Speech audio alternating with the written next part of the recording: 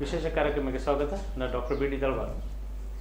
ಇವತ್ತು ಒಂದು ವಿಶೇಷ ಕಾರ್ಯಕ್ರಮ. ನಾವು ಇವತ್ತು ಈ ಕಾರ್ಯಕ್ರಮದ ಮುಖಾಂತರ ಏನು ಹೇಳೋಕ್ಕೆ ಇಷ್ಟಪಡ್ತೀವಿ ಅಂದರೆ, ಇವತ್ತು ಒಂದು ವಿಶೇಷ ಕಾರ್ಯಕ್ರಮಕ್ಕೆ ಆಗಮಿಸಿದಂಥ ಮೊಹಮ್ಮದ್ ಕುನ್ನಿ MH ಅವರಿಗೂ ಸಹ ಈ ಕಾರ್ಯಕ್ರಮಕ್ಕೆ ಸ್ವಾಗತವನ್ನು ಕೋರುತ್ತಾ, ಸ್ವಾಗತ ಸರ್ ಈ ಕಾರ್ಯಕ್ರಮಕ್ಕೆ. ಸರ್, ಇನ್ನೊಂದು ತಮ್ಮ ಪರಿಚಯ ಒಂದು ಮಾಡ್ಕೊಂಬಿಡಿ. ನಾನು ಮೊಹಮ್ಮದ್ ಕುನ್ನಿ ಅಂತ, ಮಂಗಳೂರಿನವನು.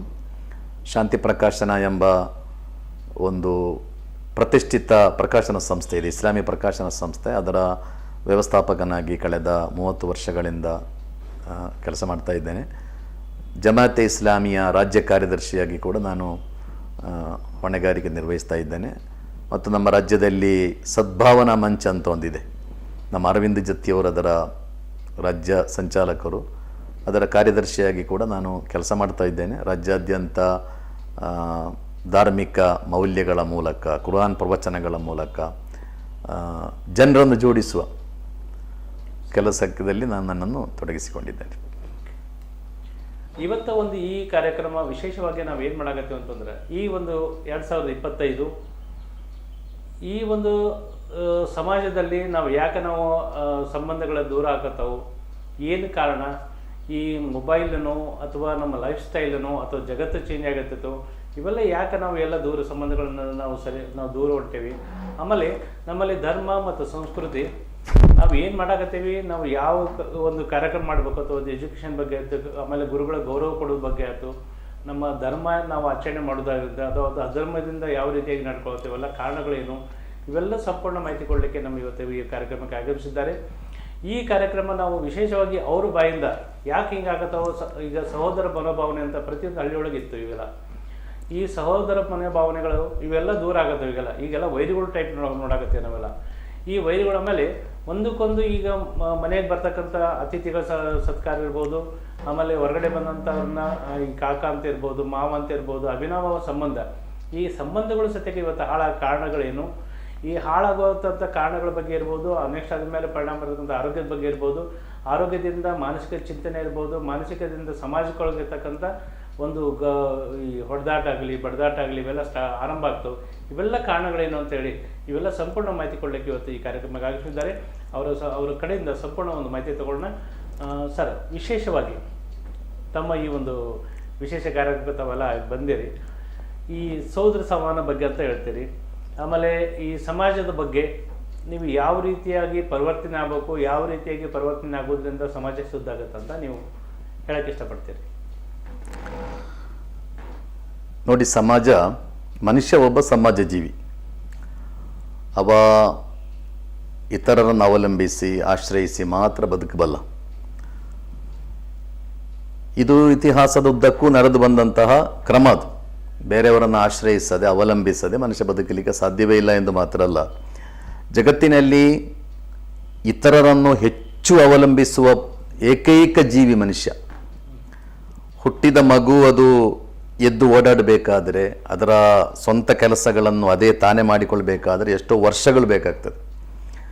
ಜಗತ್ತಿನ ಯಾವ ಪ್ರಾಣಿಗಳು ಅಷ್ಟು ಪರಾವಲಂಬಿಗಳಿಲ್ಲ. ಎಷ್ಟೇ ದೊಡ್ಡ ಪ್ರಾಣಿಗಳಾದರೂ ಕೆಲವು ನಿಮಿಷಗಳಲ್ಲಿ, ಕೆಲವು ಗಂಟೆಗಳಲ್ಲಿ, ಹೆಚ್ಚೆಂದರೆ ಕೆಲವು ದಿನಗಳಲ್ಲಿ ಎದ್ದು ಓಡಾಡ್ತದೆ. ಅವುಗಳ ಕೆಲಸಗಳನ್ನು ಅವುಗಳು ಮಾಡಿಕೊಳ್ತದೆ. ಸೊ ಮನುಷ್ಯ ಬೇರೆಯವರನ್ನು ಆಶ್ರಯಿಸಿಯೇ ಬದುಕುವುದು. ಆರಂಭದಲ್ಲಿ ಹಾಗೆ, ಇನ್ನು ಕೊನೆಯಲ್ಲಿ ಕೂಡ ಹಾಗೆ. ವೃದ್ಧಾಪ್ಯದ ದಿನಗಳು, ರೋಗದ ಪರಿಸ್ಥಿತಿ, ಆವಾಗಲೂ ಆತ ಬೇರೆಯವರನ್ನು ಅವಲಂಬಿಸಿಯೇ ಬದುಕುತ್ತಾನೆ. ಆದ್ದರಿಂದ ಬದುಕಿನಲ್ಲಿ ಸಂಬಂಧಗಳು ಎಂಬುದು ಬಹಳ ಮುಖ್ಯ. ಎಲ್ಲ ಸಂಬಂಧಗಳು, ಅದು ಕುಟುಂಬ ಸಂಬಂಧ ಇರ್ಬೋದು, ನೆರೆಕರೆಯವರೊಂದಿಗಿರುವ ಸಂಬಂಧ ಇರ್ಬೋದು, ಒಟ್ಟು ಸಮಾಜದಲ್ಲಿ ಮನುಷ್ಯನ ಸಂಬಂಧ ಎಂಬುದು ಬಹಳ ಮುಖ್ಯ. ಅದು ಕೆಟ್ಟು ಹೋದರೆ, ಅದು ಹಾಳಾದರೆ ಮನುಷ್ಯ ನೆಮ್ಮದಿಯಿಂದ ಪ್ರೀತಿಯಿಂದ ಬದುಕಲಿಕ್ಕೆ ಸಾಧ್ಯವೇ ಇಲ್ಲ. ಇವತ್ತಿನ ಸ್ಥಿತಿ ಇದು. ಸಂಬಂಧಗಳು ಇವತ್ತು ಕಡಿಮೆ ಆಗ್ತಾ ಇದೆ, ಸಂಬಂಧಗಳು ದುರ್ಬಲ ಆಗ್ತಾ ಇದೆ. ಎಲ್ಲ ಸಂಬಂಧ, ನಾನು ಯಾನೋ ಒಂದು ಧರ್ಮ ಮತ್ತು ಇನ್ನೊಂದು ಧರ್ಮದವರ ಮಧ್ಯೆ ಇರುವ ಸಂಬಂಧ ಅಂತ ಮಾತ್ರ ಹೇಳ್ತಾ ಇಲ್ಲ. ಎಲ್ಲ ಸಂಬಂಧಗಳು ಶಿಥಿಲ ಆಗ್ತಾ ಇದೆ.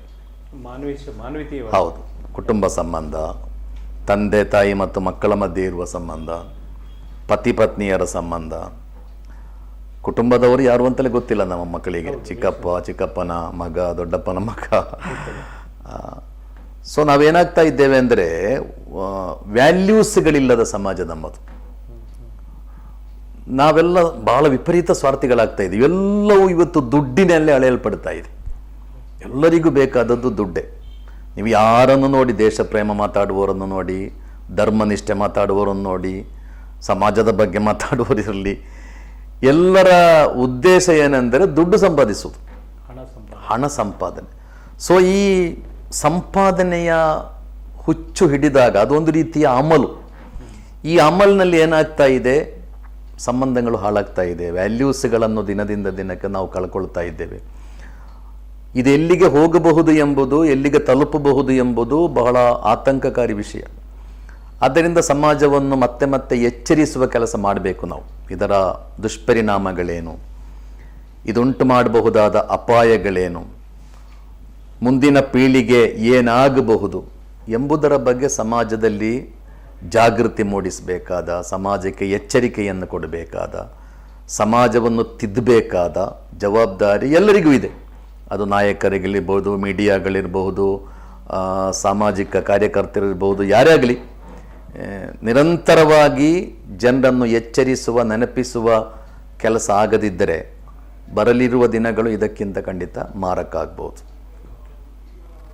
ಸರ್, ಈಗ ಸಂಬಂಧಗಳು, ಈಗ ನಾವೀಗ ಒಂದು ಕಾನ್ಸೆಪ್ಟ್ ಒಳಗೆ ಈ ಸಂಬಂಧ ಅನ್ನೋದನ್ನ ಎಷ್ಟು ವರ್ಷದಿಂದ ಅವಾಯ್ಡ್ ಆಗತ್ತವ, ಎಷ್ಟು ವರ್ಷದಿಂದ ನಾವು ಸಂಬಂಧಗಳನ್ನ ಹಾಳು ಮಾಡ್ಕೋತ ತಮ್ಮ ಪ್ರಕಾರ ಏನು ಅಕ್ಸೆಪ್ಟ್ ಮಾಡ್ಕೊಂಡಿಲ್ಲ?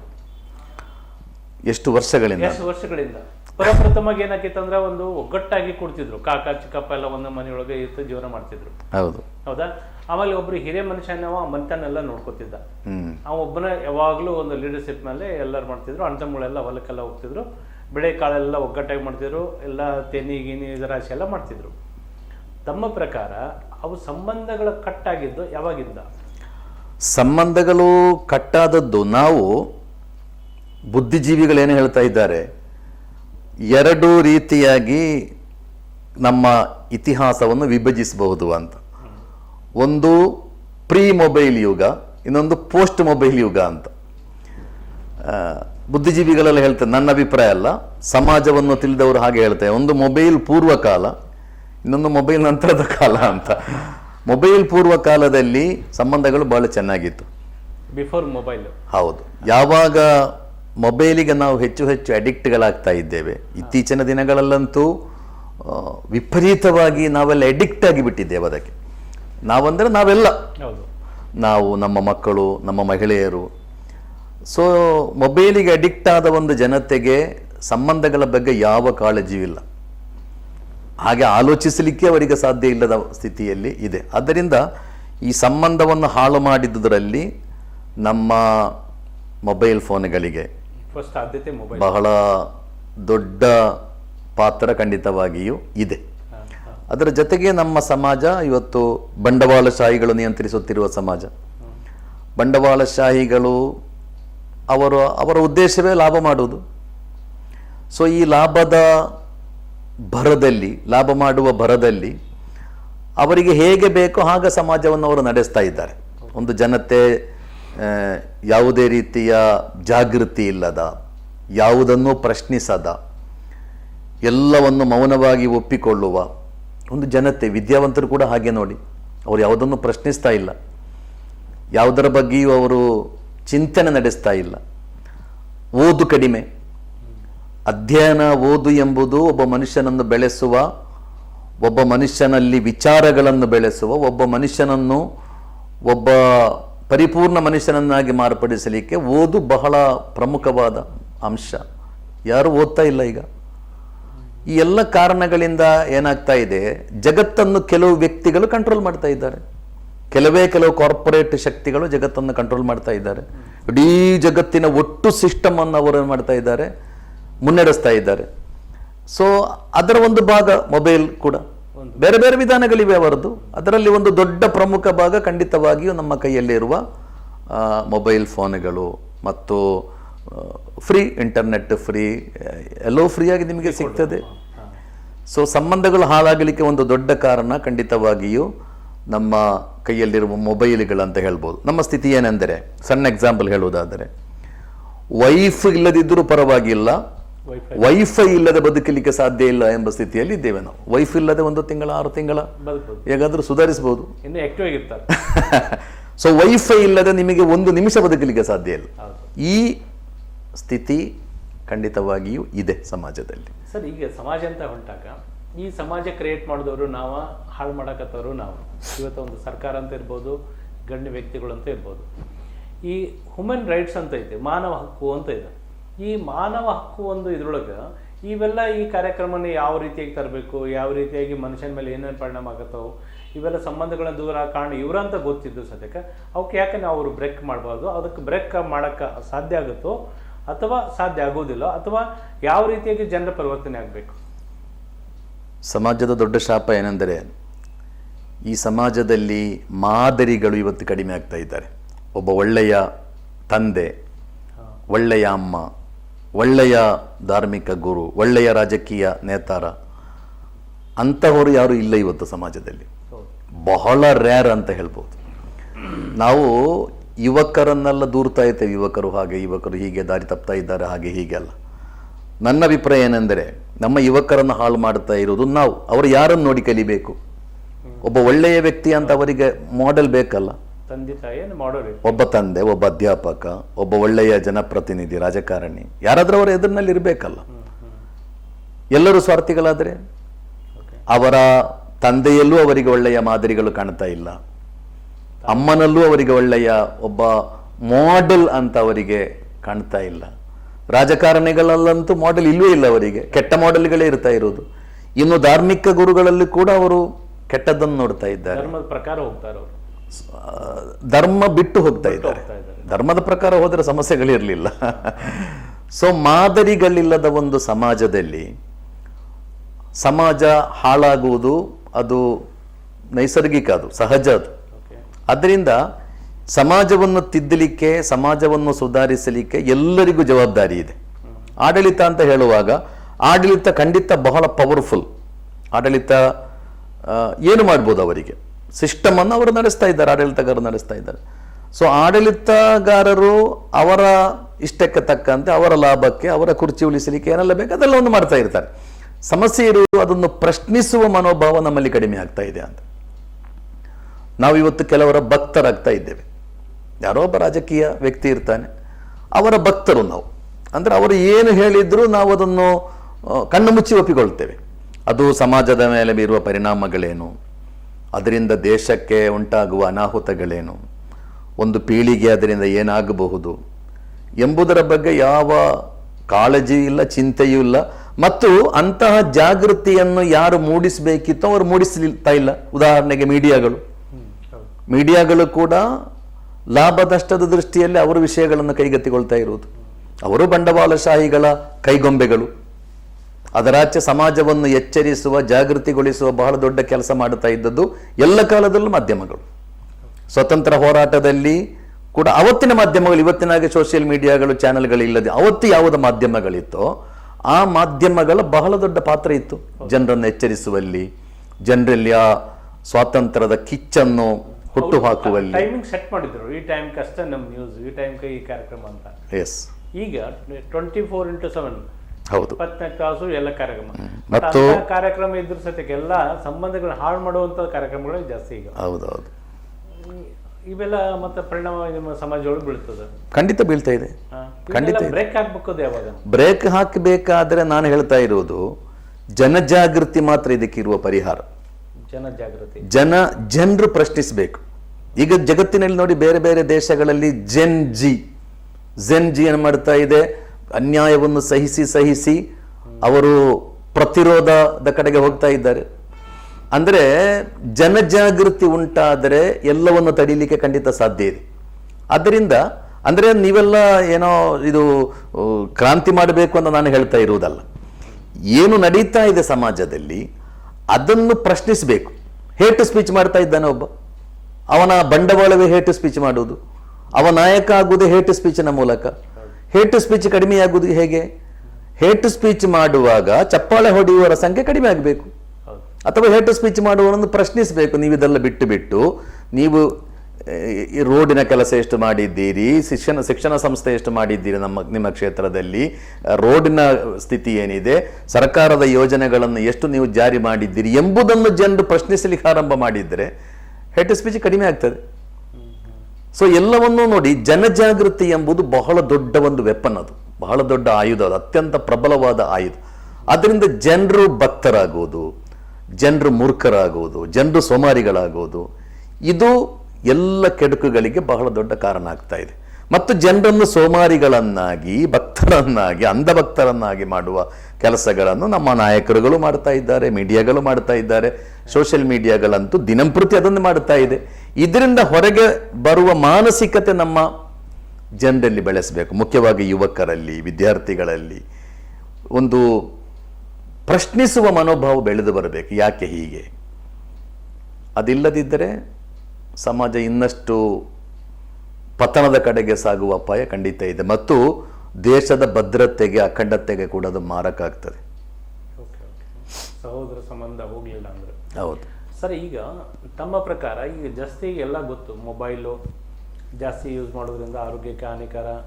ಆಮೇಲೆ ನಾವು ವಿಚಾರ ಮಾಡೋದೆಲ್ಲ ನಾವು ನೆಗೆಟಿವ್ ಬಗ್ಗೆ ಇರ್ಬೋದು, ಅಥವಾ ಈ ರಿಲೇಷನ್ಶಿಪ್ ಬಗ್ಗೆ ಹೇಳ್ಕೊಡಂಗಿಲ್ಲ. ಎರಡನೇದು ಆರೋಗ್ಯದ ಬಗ್ಗೆ ಅಂತಂದಾಗ ನಮಗೆಲ್ಲ ಈ ಪಾಮಾಯಿಲು ಎಲ್ಲ ಕೆಮಿಕಲ್ ಯುಕ್ತ ಫುಡ್ ಅಂತ ಗೊತ್ತು. ಇವೆಲ್ಲ ಗೊತ್ತಿದ್ದಾಗ ನಾವು ಸಮಾಜ ಪರಿವರ್ತನೆ ಅಂತ ನಾವು ಹೊಂಟಾಗ ತಾವು ಯಾವ ರೀತಿಯಾಗಿ ಬ್ರೇಕ್ ಮಾಡಿದರೆ ಸಾಧ್ಯ ಆಗುತ್ತೆ? ಜನಜಾಗೃತಿ ಓಕೆ, ಜನಜಾಗೃತಿ ಮಾಡ್ಬೇಕಂತಂದ್ರೆ ನಮ್ಮಲ್ಲಿ ಒಗ್ಗಟ್ಟು ಮಾಡಿಸ್ಕೊಡಂಗಿಲ್ಲ. ಯಾಕಂದ್ರೆ ಅವ್ರು ಮೊಬೈಲ್ ಕೊಟ್ಟು, ಈ ತಾವು ಹೇಳ್ದಂಗೆ ವೈಫೈ ಕೊಟ್ಟರು, ವೈಫೈ ನೋಡ್ಕೊಂಡು ಕೂತಿರೋರು, ವೈಫೈ ಬೇಡ ನಮಗೆ ವೈಫೈ ಬೇಕಂತ. ಈ ಒಂದು ಜಾಗೃತಿ ನೀವೇನು ಮಾಡಕತ್ತಿರಲ್ಲ, ಈ ಸದ್ಯ ನೀವೇನೋ ಒಂದು ಕಾರ್ಯಕ್ರಮ ಅಥವಾ ನೀವೇನು ಜನರಿಗೆ ಒಂದು ಸಂದೇಶ ಏನು ಕೊಡಕತ್ತಿರಲ್ಲ, ಈ ಸಂದೇಶದಿಂದ ಯಾವ ರೀತಿಯಾಗಿ ಅವ್ರಿಗೆ ಪರಿವರ್ತನೆ ಮಾಡೋಕೆ ನೀವು ಪ್ರಯತ್ನ ಮಾಡ್ತೀರಿ? ಈಗ ನೋಡಿ, ಈ ಸಮಾಜದ ಸುಧಾರಣೆ ನಡೆಯುವುದು ಅದು ಕ್ವಾಂಟಿಟಿಯಿಂದ ಅಲ್ಲ, ಅದು ಕ್ವಾಲಿಟಿಯಿಂದ ನಡೆಯುವುದು. ಎಲ್ಲ ಕಾಲದಲ್ಲೂ ಹಾಗೆ ಸಮಾಜದಲ್ಲಿ ಬದಲಾವಣೆ, ಸಮಾಜದಲ್ಲಿ ಪರಿವರ್ತನೆ, ಸಮಾಜದ ಸುಧಾರಣೆ ಇದೆಲ್ಲ ಕ್ವಾಂಟಿಟಿಯ ಮೇಲೆ ಅವಲಂಬಿತ ಅಲ್ಲ, ಕ್ವಾಲಿಟಿಯ ಮೇಲೆ ಅವಲಂಬಿತ ಆಗುವುದು. ಗಾಂಧೀಜಿ ಅಂತ ಸಾವಿರಗಟ್ಟಲೆ ಗಾಂಧೀಜಿಗಳೇನಿರಲಿಲ್ಲ, ಒಬ್ಬ ಗಾಂಧೀಜಿ ಇದ್ದದ್ದು. ಬಸವಣ್ಣ ಅಂದರೆ ಸಾವಿರಗಟ್ಟಲೆ ಬಸವಣ್ಣ ಇಲ್ಲ, ಬಸವಣ್ಣ ಒಬ್ಬರು. ಅಂಬೇಡ್ಕರ್ ಹಾಗೆ ಸಾವಿರಾರು ಅಂಬೇಡ್ಕರ್ ಇಲ್ಲ, ಅಂಬೇಡ್ಕರ್ ಒಬ್ಬರು. ಪ್ರವಾದಿ ಮೊಹಮ್ಮದ್ ಸಲ್ಲಲ್ಲಾಹು ಅಲೈಹಿ ವಸಲ್ಲಂ ಒಬ್ಬರು, ಸಾವಿರಾರು ಪ್ರವಾದಿ ಮೊಹಮ್ಮದ್ ಇರಲಿಲ್ಲ. ಅಂದರೆ ಈ ಕ್ವಾಲಿಟಿ ನೋಡಿ ಯಾವಾಗಲೂ ಕೆಲಸ ಮಾಡ್ತದೆ. ಸಮಾಜದ ಬಹಳ ದೊಡ್ಡ ಪರಿವರ್ತನೆಗಳು ನಡೆಯುವುದು ಕ್ವಾಲಿಟಿಯಿಂದ. ನಾವೇನು ಮಾಡಬೇಕು?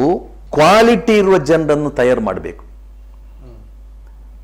ಅದು ಒಂದಿಬ್ಬರಾದರೂ ಸರಿ, ಅವರಿಂದ ಖಂಡಿತವಾಗಿಯೂ ಸಮಾಜಕ್ಕೆ ಅವರನ್ನು ತಿದ್ದುವ, ಅವರನ್ನು ಸುಧಾರಿಸುವ ಸಾಮರ್ಥ್ಯ ಖಂಡಿತ ಇದೆ.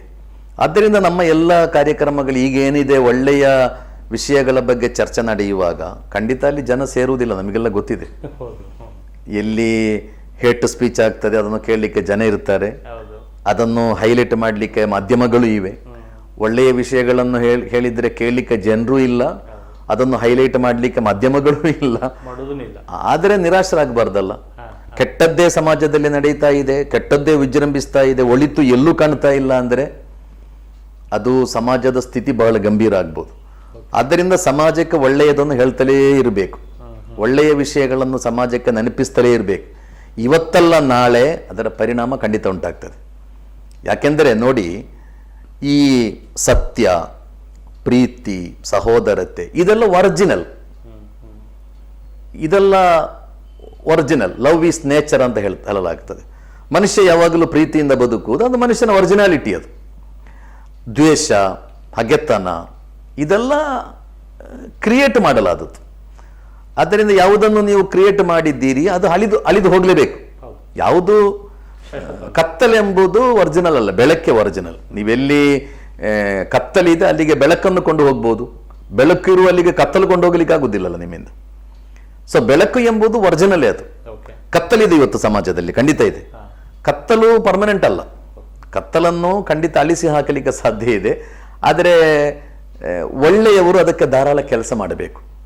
ತ್ಯಾಗ ಅಂತ ಇದೆ ಅಲ್ಲ, ತ್ಯಾಗವನ್ನು ಇನ್ವೆಸ್ಟ್ಮೆಂಟ್ ಅಂತ ಹೇಳಲಾಗುತ್ತದೆ. ಜಗತ್ತಿನಲ್ಲಿ ಎಲ್ಲ ಪರಿವರ್ತನೆಗಳು ಆದದ್ದು ತ್ಯಾಗದ ಮೂಲಕ.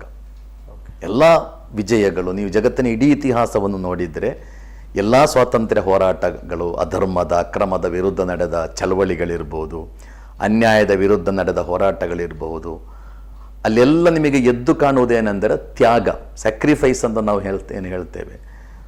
ಸೊ ತ್ಯಾಗ ಮಾಡುವ ಜನರು ಸಮಾಜದಲ್ಲಿ ಇರಬೇಕು. ಕಂಫರ್ಟ್ ಝೋನ್ನಲ್ಲಿ ನೀವು ಕೂತ್ಕೊಂಡು ಒಂದು ಸಮಾಜವನ್ನು ಬದಲಾಯಿಸಲಿಕ್ಕೆ ಖಂಡಿತ ಸಾಧ್ಯ ಇಲ್ಲ, ಯಾವ ಕಾಲದಲ್ಲೂ ಸಾಧ್ಯ ಇಲ್ಲ. ಆರಾಮವಾಗಿ ಕಂಫರ್ಟ್ ಝೋನ್ನಲ್ಲಿ ಇದ್ದುಕೊಂಡು ಯಾವ ಕಷ್ಟವೂ ಇಲ್ಲದೆ, ಯಾವ ತ್ಯಾಗವೂ ಇಲ್ಲದೆ ಒಂದು ಸಮಾಜವನ್ನು ಬದಲಾಯಿಸಲಿಕ್ಕೆ ಸಾಧ್ಯನೇ ಇಲ್ಲ. ಆದ್ದರಿಂದ ತ್ಯಾಗ ಮಾಡುವ ಕೆಲವರಾದರೂ ಸಮಾಜದಲ್ಲಿ ಬೆಳೆದು ಬರಬೇಕು. ನಾವು ಏನೇನು ಕಾರ್ಯಕ್ರಮಗಳನ್ನು ಮಾಡ್ತಾ ಇರ್ತೇವೆಯೋ ನಮ್ಮ ಉದ್ದೇಶ ಕ್ವಾಲಿಟಿ ಇರುವ ಜನರು ಕೆಲವೇ ಮಂದಿ ಆದರೂ ಸಾಕು, ಖಂಡಿತ ಸಿಗ್ತಾರೆ ಅವರು. ಯಾಕಂದರೆ ನಾನು ಹೇಳಿದ ಹಾಗೆ ಒರಿಜಿನಲ್ ಅದು. ನಾವು ಏನು ಹೇಳ್ತಾ ಇದ್ದೇವೆ ಈಗ, ಜನರನ್ನು ಪ್ರೀತಿಸಬೇಕು ಅಂತ ಹೇಳೋದು, ಹಗೆತನ ವಿದ್ವೇಷ ಇರಬಾರ್ದು ಅಂತ ಹೇಳೋದು, ತಂದೆ ತಾಯಿಗೆ ಗೌರವ ಕೊಡಬೇಕು ಎಂಬ ಪಾಠ, ನೆರೆಮನೆಯವನನ್ನು ಪ್ರೀತಿಸಿ ಅವನೊಂದಿಗೆ ನಿಮಗೆ ಸಂಬಂಧ ಇದೆ ಎಂಬ ಮಾರ್ಗದರ್ಶನ, ಗುರು ಹಿರಿಯರನ್ನು ಗೌರವಿಸಿ ಎಂಬುದು, ಇದೆಲ್ಲ ಹೇಳಬಾರದ ವಿಷಯಗಳಲ್ಲ. ಇದು ಜಗತ್ತಿಗೆ ಎಲ್ಲ ಧರ್ಮಗಳು ಕಲಿಸಿಕೊಟ್ಟ ಪಾಠ. ನಮ್ಮ ಸಂವಿಧಾನವೂ ಅದೇ ಹೇಳಿಕೊಟ್ಟಿರುವುದು. ಸಮಾನತೆ, ನ್ಯಾಯ, ಭ್ರಾತೃತ್ವ, ಇದೆಲ್ಲ ನಮ್ಮ ಸಂವಿಧಾನದ ಆಶಯ ಅದು. ಆದ್ದರಿಂದ ಇದನ್ನು ಜೋರಾಗಿ ಹೇಳಬೇಕು ನಾವು ಸಮಾಜದಲ್ಲಿ. ಖಂಡಿತ ಪರಿವರ್ತನೆಯ ಬಗ್ಗೆ ನಮಗೆ ನಿರಾಶೆ ಇರಬಾರ್ದು. ಭರವಸೆ ಎಂಬುದು ಎಲ್ಲ ಮನುಷ್ಯನ ಬಂಡವಾಳ. ಅದು ನೀವು ಭರವಸೆಯನ್ನು ಕಳ್ಕೊಂಡ್ರೆ ಮತ್ತೆ ನಿಮ್ಮನ್ನು ಕಾಪಾಡಲಿಕ್ಕೆ ಬೇರೆ ಯಾರು ಬರಲಿಕ್ಕಿಲ್ಲ. ಅದರಿಂದ ಭರವಸೆಯೊಂದಿಗೆ ನಾವು ಕೆಲಸ ಖಂಡಿತ ಮಾಡಲೇಬೇಕು. ಸರ್, ಈಗ ನಾವು ಒಂದು 10 ವರ್ಷ 15 ವರ್ಷ ಹಿಂದ್ಗಡೆ ಒಂದು ಹಳ್ಳಿ ಒಳಗೆ ಏನಾಕಿತ್ತಂದ್ರೆ, ಒಬ್ಬ ಬಾಜು ಇದ್ದು ಮನೆ, ನೆರೆಹೊರೆ ಮನೆಯವರು, ಕಾಕನೋ ಮಾವಾಗೆ, ಅದು ಅವಾಗ ಜಾತಿ ಎಲ್ಲ ಧರ್ಮ ಎಲ್ಲ ನೋಡ್ತಿದ್ದಿಲ್ಲ ಅವರು. ಅವಿನಾಭಾವ ಸಂಬಂಧ ಇರ್ತಿತ್ತು ಅದು, ನಮ್ಮ ರಿಲೇಷನ್ಸು. ಈಗ ಯಾವ್ದಾರು ಒಂದು ಊರಿಗೆ ಹೋಗ್ಬೇಕಾದ್ರೆ ಅವ್ರಿಗೆ ಹೇಳಿ ಹೋಗ್ತಿದ್ದೆವು, ನಮ್ಮ ಮನೆ ನೋಡ್ಕೊಪ್ಪ, ನಾನು ಹೋಗ್ತೇನೆ ಅಂತ. ಈಗ ಅವೆಲ್ಲ ಸಂಬಂಧ ಸ್ಟಾಪ್ ಆಯಿತು. ಈಗ ಒಬ್ಬ ಮನೆಯೊಳಗೆ ಊಟ ಮಾಡೋ ವ್ಯಕ್ತಿ ಒಂದು 4-5 ರೊಟ್ಟಿ ತೊಗೊಂಡು ಎಲ್ಲರ ಮನೆಗೆ ಅಡ್ಡಾಡ್ಕೊಂತ ಪಲ್ಯ ತೊಗೊಂಡು ಬಲ್ಲೆ ಹಚ್ಕೊಂಡು ಎಷ್ಟೋ ರೊಟ್ಟಿ ತಿಂತಿದ್ದವು. ಇವತ್ತೆಲ್ಲ ಸಂಬಂಧಗಳು, ಯಾರ ಮನೆಗೆ ರೊಟ್ಟಿ ಕೇಳಕ್ಕೆ ಹೋದ್ರೆ ಅವನು ನೋಡೋ ದೃಷ್ಟಿ ಬೇರೆ, ಅವಾಗ ಅಪಮಾನ ಮಾಡೋದು, ಆಮೇಲೆ ಅವ್ರ ಮೇಲೆ ಒಂದು ಏನೋ ಗೂಬೆ ಕುಂದಿಸೋದು, ಅಥವಾ ಇವಾಗ ದುಡಿಯೋಕೆ ಬಂದಿಲ್ಲ ಈ ಟೈಪ್. ಇವೆಲ್ಲ ಅವಾಗಿದ್ದ ಕಾಲ, ಈಗ ಯಾಕಿಲ್ಲ ನಿಮ್ಮ ಪ್ರಕಾರ? ಏನೋ ಮಾಧ್ಯಮ ಅಂತೀರೋ ಅಥವಾ ಟಿ ವಿ ಅಂತೀರೋ, ಅಥವಾ ಹೈಯರ್ ಎಜುಕೇಷನ್ ಆಗಿ ಈ ಟೈಪ್ ಆಗಿದ್ದು? ಎಜುಕೇಷನ್ ಅನುಗ್ರಹ. ಎಜುಕೇಷನ್ ಯಾವಾಗಲೂ ಶಾಪ್ ಆಗೋದಿಲ್ಲಲ್ಲ. ವಿದ್ಯೆ ಎಂಬುದು ಅನುಗ್ರಹ. ಆದರೆ ನಮ್ಮ ಸಿಸ್ಟಮ್ ಮಾತ್ರ ಸರಿ ಇಲ್ಲ. ದೇವರ ಭಯವೇ ಜ್ಞಾನದ ಆರಂಭ ಅಂತ ಹಿಂದಿನ ಸ್ಕೂಲ್ಗಳಲ್ಲಿತ್ತು. ಈಗ ಯಾವ ಸ್ಕೂಲಲ್ಲೂ ಅದಿಲ್ಲ. ದೇವರ ಭಯವೇ ಜ್ಞಾನದ ಆರಂಭ ಒಂದು ದೊಡ್ಡ ಮೆಸೇಜ್. ಅದು ಬಹಳ ಶಕ್ತಿಯುತವಾದ ಮೆಸೇಜ್ ಅದು. ಅಂದರೆ ಒಬ್ಬ ದೇವನಿದ್ದಾನೆ, ನನ್ನ ಯಾವಾಗಲೂ ನೋಡ್ತಾ ಇದ್ದಾನೆ, ಖಂಡಿತ ಅವನ ಕಣ್ಣು ತಪ್ಪಿಸಲಿಕ್ಕೆ ಸಾಧ್ಯವೇ ಇಲ್ಲ. ಈ ಒಳಗಿನ ಒಂದು ಎಚ್ಚರಿಕೆ ಇದೆ ಅಲ್ಲ, ಅದು ನಮ್ಮನ್ನು ಯಾವಾಗಲೂ ದಾರಿ ತಪ್ಪದ ಹಾಗೆ ನೋಡಿಕೊಳ್ತದೆ. ಸೊ ಈ ಆಲೋಚನೆಯನ್ನು ಇವತ್ತು ದೇವರಿದ್ದಾನೆ ಅಂತ ಹೇಳುವುದು ತಪ್ಪು ಎಂಬ ಸ್ಥಿತಿಯಲ್ಲಿದ್ದೇವೆ ನಾವು. ಅದೇ ಒಂದು ಅಪರಾಧ ಎಂಬ ನೆಲೆಯಲ್ಲಿ ಸಮಾಜ ಚರ್ಚೆ ಮಾಡ್ತಾ ಇರೋದು. ಸೊ ಆದ್ದರಿಂದ ದೇವರ ಒಂದು ಭಯ, ಬದುಕಿನಲ್ಲಿ ಕೆಲವು ಕಾನ್ಸ್ಟೆಂಟ್ ವ್ಯಾಲ್ಯೂಸ್ಗಳಂತ ಇದೆ, ಅದು ಯಾವಾಗಲೂ ಬದಲಾಗಬಾರ್ದು. ನಮ್ಮ ಯುವಜನತೆ ಏನು ಮಾಡ್ತಾ ಇದ್ದಾರೆ, ಎಲ್ಲ ಬದಲಾಗಬೇಕು ಅಂತ ಹೇಳ್ತಾ ಇದ್ದಾರೆ. ಜಗತ್ತು ಬದಲಾಗಿದೆ, ಎಲ್ಲ ಬದಲಾಗಬೇಕು, ಬದಲಾಗಲಿಲ್ಲ. ಸೊ ಕಾನ್ಸ್ಟೆಂಟ್ ವ್ಯಾಲ್ಯೂಸ್ಗಳು ಯಾವಾಗಲೂ ಬದಲಾಗಬಾರ್ದು. ಸತ್ಯ, ಪ್ರಾಮಾಣಿಕತೆ, ಕರುಣೆ, ಪ್ರೀತಿ, ಸಹನೆ, ಸಹಾನುಭೂತಿ. ಮನುಷ್ಯ ಇವತ್ತಿನ ತನಕ ಈ ಭೂಮಿಯಲ್ಲಿ ಬದುಕು ಉಳಿಸಿದ್ದೇ ಈ ಮೌಲ್ಯಗಳ ಮೂಲಕ. ಆದ್ದರಿಂದ ಆ ಮೌಲ್ಯಗಳು ಖಂಡಿತ ಅಳಿದು ಹೋಗಬಾರ್ದು. ಅದನ್ನು ಉಳಿಸುವ ಮತ್ತು ಬೆಳೆಸುವ ಕೆಲಸ ಬಹಳ ಜೋರಾಗಿ ಮಾಡಬೇಕಾಗಿದೆ, ದೊಡ್ಡ ಮಟ್ಟದಲ್ಲಿ ಮಾಡಬೇಕಾಗಿದೆ. ಇವತ್ತು ಆ ಮೌಲ್ಯಗಳ ಕುಸಿತ ಎಲ್ಲ, ಈಗ ನೆರೆಕರೆಯವರ ಸಂಬಂಧದ ಬಗ್ಗೆ ನೀವು ಹೇಳಿದ್ದೀರಾ. ಇತ್ತೀಚೆಗೆ ಕೇರಳದಲ್ಲಿ ಒಂದು ಘಟನೆ ನಡೆದಿತ್ತು. ಕೇರಳದಲ್ಲಿ ನೆರೆಮನೆಯಲ್ಲಿರುವ ಒಬ್ಬ ವೃದ್ಧ ಸತ್ತು ಹೋಗಿದ್ದಾರೆ. ಆ ವೃದ್ಧ ಸತ್ತು ಹೋಗಿದ್ದಾರೆ ಅಂತ ನೆರೆಮನೆಯವನಿಗೆ ಗೊತ್ತಾದದ್ದು ದುರ್ಗಂಧ ಬರುವಾಗ ಅಂತ, ವಾಸನೆ ಬಂದು ಹುಳುವಾಗಿತ್ತು ಆ ಶರೀರದಲ್ಲಿ ಅಂತ ಪತ್ರಿಕೆಯಲ್ಲಿ ವರದಿ ಬಂದಿದ್ದೇನು ಕತೆ ಅಲ್ಲ. ಮಲಯಾಳಂ ಪತ್ರಿಕೆಗಳಲ್ಲಿ ದೊಡ್ಡ ಹೆಡ್ಲೈನ್ನಲ್ಲಿ ನ್ಯೂಸ್ ಬಂದಿತ್ತು. ಆ ವೃದ್ಧ ಸತ್ತು ಹೋಗಿ ಹುಳುಗಳಾಗಿತ್ತು ಶರೀರದಲ್ಲಿ, ದುರ್ಗಂಧ ಬೀರುವಾಗ ನೆರೆಮನೆಗೆ ಗೊತ್ತಾಗಿದೆ ಆ ವ್ಯಕ್ತಿ ಸತ್ತು ಹೋಗಿದ್ದಾರೆ ಅಂತ. ಇದು ಇವತ್ತಿನ ಸ್ಥಿತಿ, ಇವತ್ತಿನ ಸಂಬಂಧದ ಸ್ಥಿತಿ ಅದು.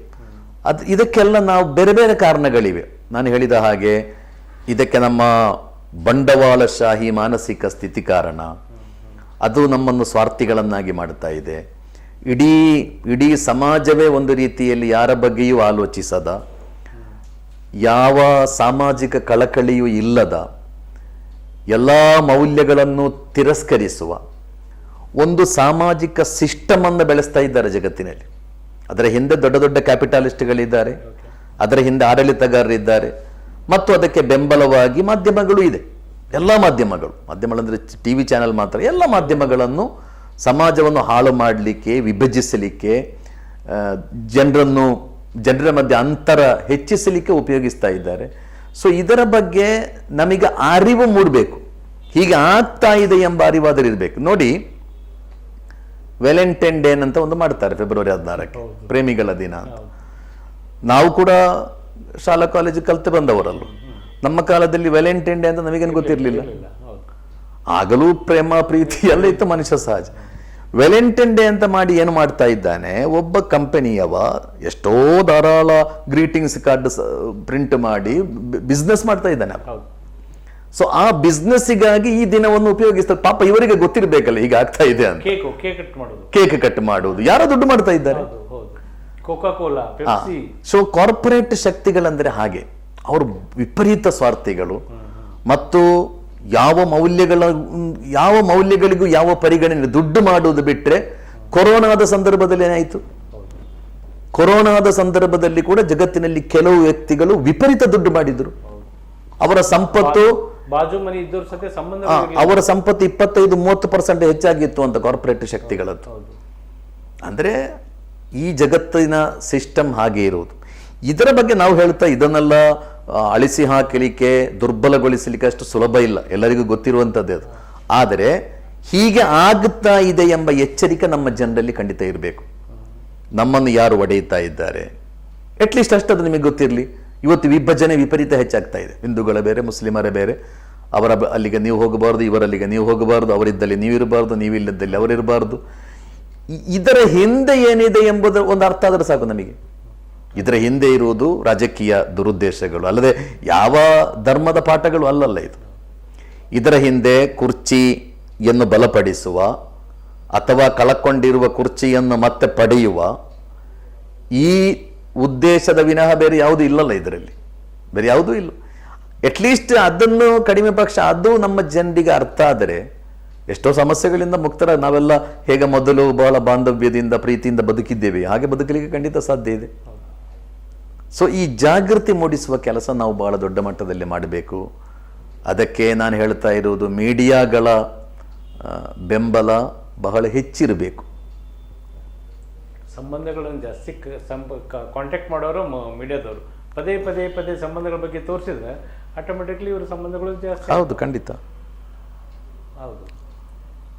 ಈಗ ಸರ್, ಇನ್ನೊಂದು ವಿಶೇಷ ಒಂದು ಕೆಟ್ಟ ಒಂದು ಮನೋಭಾವನೆ ಏನಂತಂದ್ರೆ, ಈ ಒಂದು ಆಚರಣೆಗಳು ಮಾಡ್ತಾರ ಏನಂತ, ವಾಲ್ಮೀಕಿ ಜಯಂತಿ, ಕನಕ ಜಯಂತಿ, ಇವ ಧರ್ಮಾಧಾರಿತವಾಗಿ ಇವ್ರು ಮಾಡಕತ್ತಾರ. ಸಂಬಂಧಗಳನ್ನ ಸತಿ ಕಟ್ ಮಾಡ್ತಾರೆ. ಈ ಜಾತಿಯವಷ್ಟೇ ಇದು ಆಚರಣೆ ಮಾಡಬೇಕು, ಈ ಜಾತಿಯವನ್ನಷ್ಟೇ ಮಾಡಬೇಕು. ಇವೆಲ್ಲ ಮಾಡಕತ್ತಾರ ಎಲ್ಲ ಆಲ್ಮೋಸ್ಟ್ ಹೈಯರ್ ಎಜುಕೇಷನ್ ಇದ್ದವ್ರು ಮಾತ್ರ.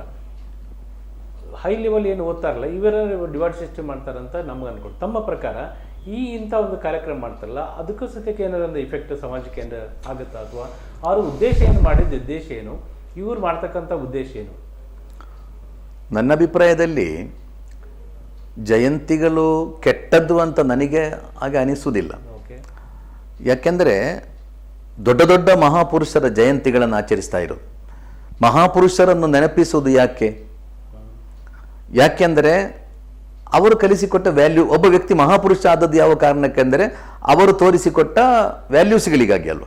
ಯಾರೇ ಇರಲಿ, ಬಸವಣ್ಣ ಇರ್ಬೋದು, ಕನಕದಾಸ ಇರ್ಬೋದು, ವಾಲ್ಮೀಕಿ ಇರ್ಬೋದು, ಅವರ ಬದುಕಿನಲ್ಲಿದ್ದ ವ್ಯಾಲ್ಯೂಸ್ಗಳೇನಿದೆ ಆ ಕಾರಣಕ್ಕೆ ಅವರು ಮಹಾಪುರುಷರಾಗಿದ್ದಾರೆ. ಅವರ ಕೈಯಲ್ಲಿ ಇಷ್ಟು ದುಡ್ಡಿತ್ತು ಎಂಬ ಕಾರಣಕ್ಕೆ ಯಾರು ಮಹಾಪುರುಷರಾಗಲಿಲ್ಲ, ಆಗೋದೂ ಇಲ್ಲ. ಅಥವಾ ಜನರನ್ನು ವಿಭಜಿಸಿದವರು ಎಂದಿಗೂ ಮಹಾಪುರುಷರಾಗುವುದಿಲ್ಲ, ಆಗ್ಲಿಕ್ಕೆ ಸಾಧ್ಯವೂ ಇಲ್ಲ. ಸೊ ಒಳ್ಳೊಳ್ಳೆಯ ವ್ಯಕ್ತಿಗಳು, ಒಳ್ಳೆಯ ವ್ಯಾಲ್ಯೂಸ್ಗಳಿದ್ದುವ ಮನುಷ್ಯರು ಮಹಾಪುರುಷರಾಗಿದ್ದಾರೆ. ಆದ್ದರಿಂದ ಅವರ ಜಯಂತಿಯ ಮೂಲಕವಾದರೂ ಅವರನ್ನು ನೆನಪಿಸುವ ಒಂದು ಪ್ರಕ್ರಿಯೆ ನಡೆಯುವುದಾದರೆ, ಅವರ ವ್ಯಾಲ್ಯೂಸ್ಗಳನ್ನು ನೆನಪಿಸುವ, ಆ ವ್ಯಾಲ್ಯೂಸ್ಗಳನ್ನು ಸಮಾಜಕ್ಕೆ ತಿಳಿಸುವ, ಮುಖ್ಯವಾಗಿ ಯುವ ಜನತೆಗೆ ನೋಡಿ ವಾಲ್ಮೀಕಿಯವರ ಆದರ್ಶ ಹೀಗಿತ್ತು, ಬಸವಣ್ಣನ ಬಸವ ಜಯಂತಿ ಎಂದು ಬಸವಣ್ಣ ಹೀಗಿದ್ರು, ಬಸವಣ್ಣ ಸಮಾಜಕ್ಕೆ ಇಂತಹ ಸಂದೇಶಗಳನ್ನೆಲ್ಲ ಕೊಟ್ಟಿದ್ದಾರೆ. ಹೀಗೆ ಕನಕದಾಸರಂದರೆ ಹೀಗೆ, ವಿವೇಕಾನಂದರು ನೋಡಿ ಅವರ ಕಲಿಸಿಕೊಟ್ಟ ಪಾಠ ಇದು. ಹೀಗೆ ಕಡಿಮೆ ಪಕ್ಷ ಆ ದಿನದ ಒಂದು ಪರ್ಟಿಕ್ಯುಲರ್ ದಿನದಲ್ಲಾದರೂ ಅವರ ಸಂದೇಶಗಳನ್ನು ವ್ಯಾಪಕಗೊಳಿಸುವುದು, ಅವರ ಸಂದೇಶಗಳನ್ನು ಹೆಚ್ಚು ಹೆಚ್ಚು ಜನರಿಗೆ ಪರಿಚಯಿಸುವುದು ನಡೆದರೆ ಅದರಲ್ಲಿ ಖಂಡಿತ ಪಾಸಿಟಿವ್ ಆದಂತಹ ಪರಿಣಾಮ ಇರ್ಬೋದು, ಅದು ನೆಗೆಟಿವ್ ಆಗುವುದಿಲ್ಲ. ಬಟ್ ಅದ್ರಲ್ಲಿ ಒಡೆದ ಆಡಳಿತ ಮಾಡ್ತಾರಲ್ಲ, ಇಂಥ ಜನನೇ ಇದನ್ನ ಕಾರ್ಯಕ್ರಮ ಮಾಡಬೇಕು, ಅದು ಇದೆ. ಅದರಲ್ಲಿ ಅದರ ರಾಜಕೀಯವನ್ನು ನಾವು ಗುರುತಿಸಿಕೊಂಡ್ರೆ ಸಾಕಾಗ್ತದೆ. ಅದರ ಹಿಂದೆ ನೀವೇನು ಹೇಳ್ತಾ ಇದ್ದೀರಿ, ಅದರ ಹಿಂದೆ ಖಂಡಿತವಾಗಿಯೂ ಅದರದೇ ಆದ ರಾಜಕೀಯ ಇದೆ.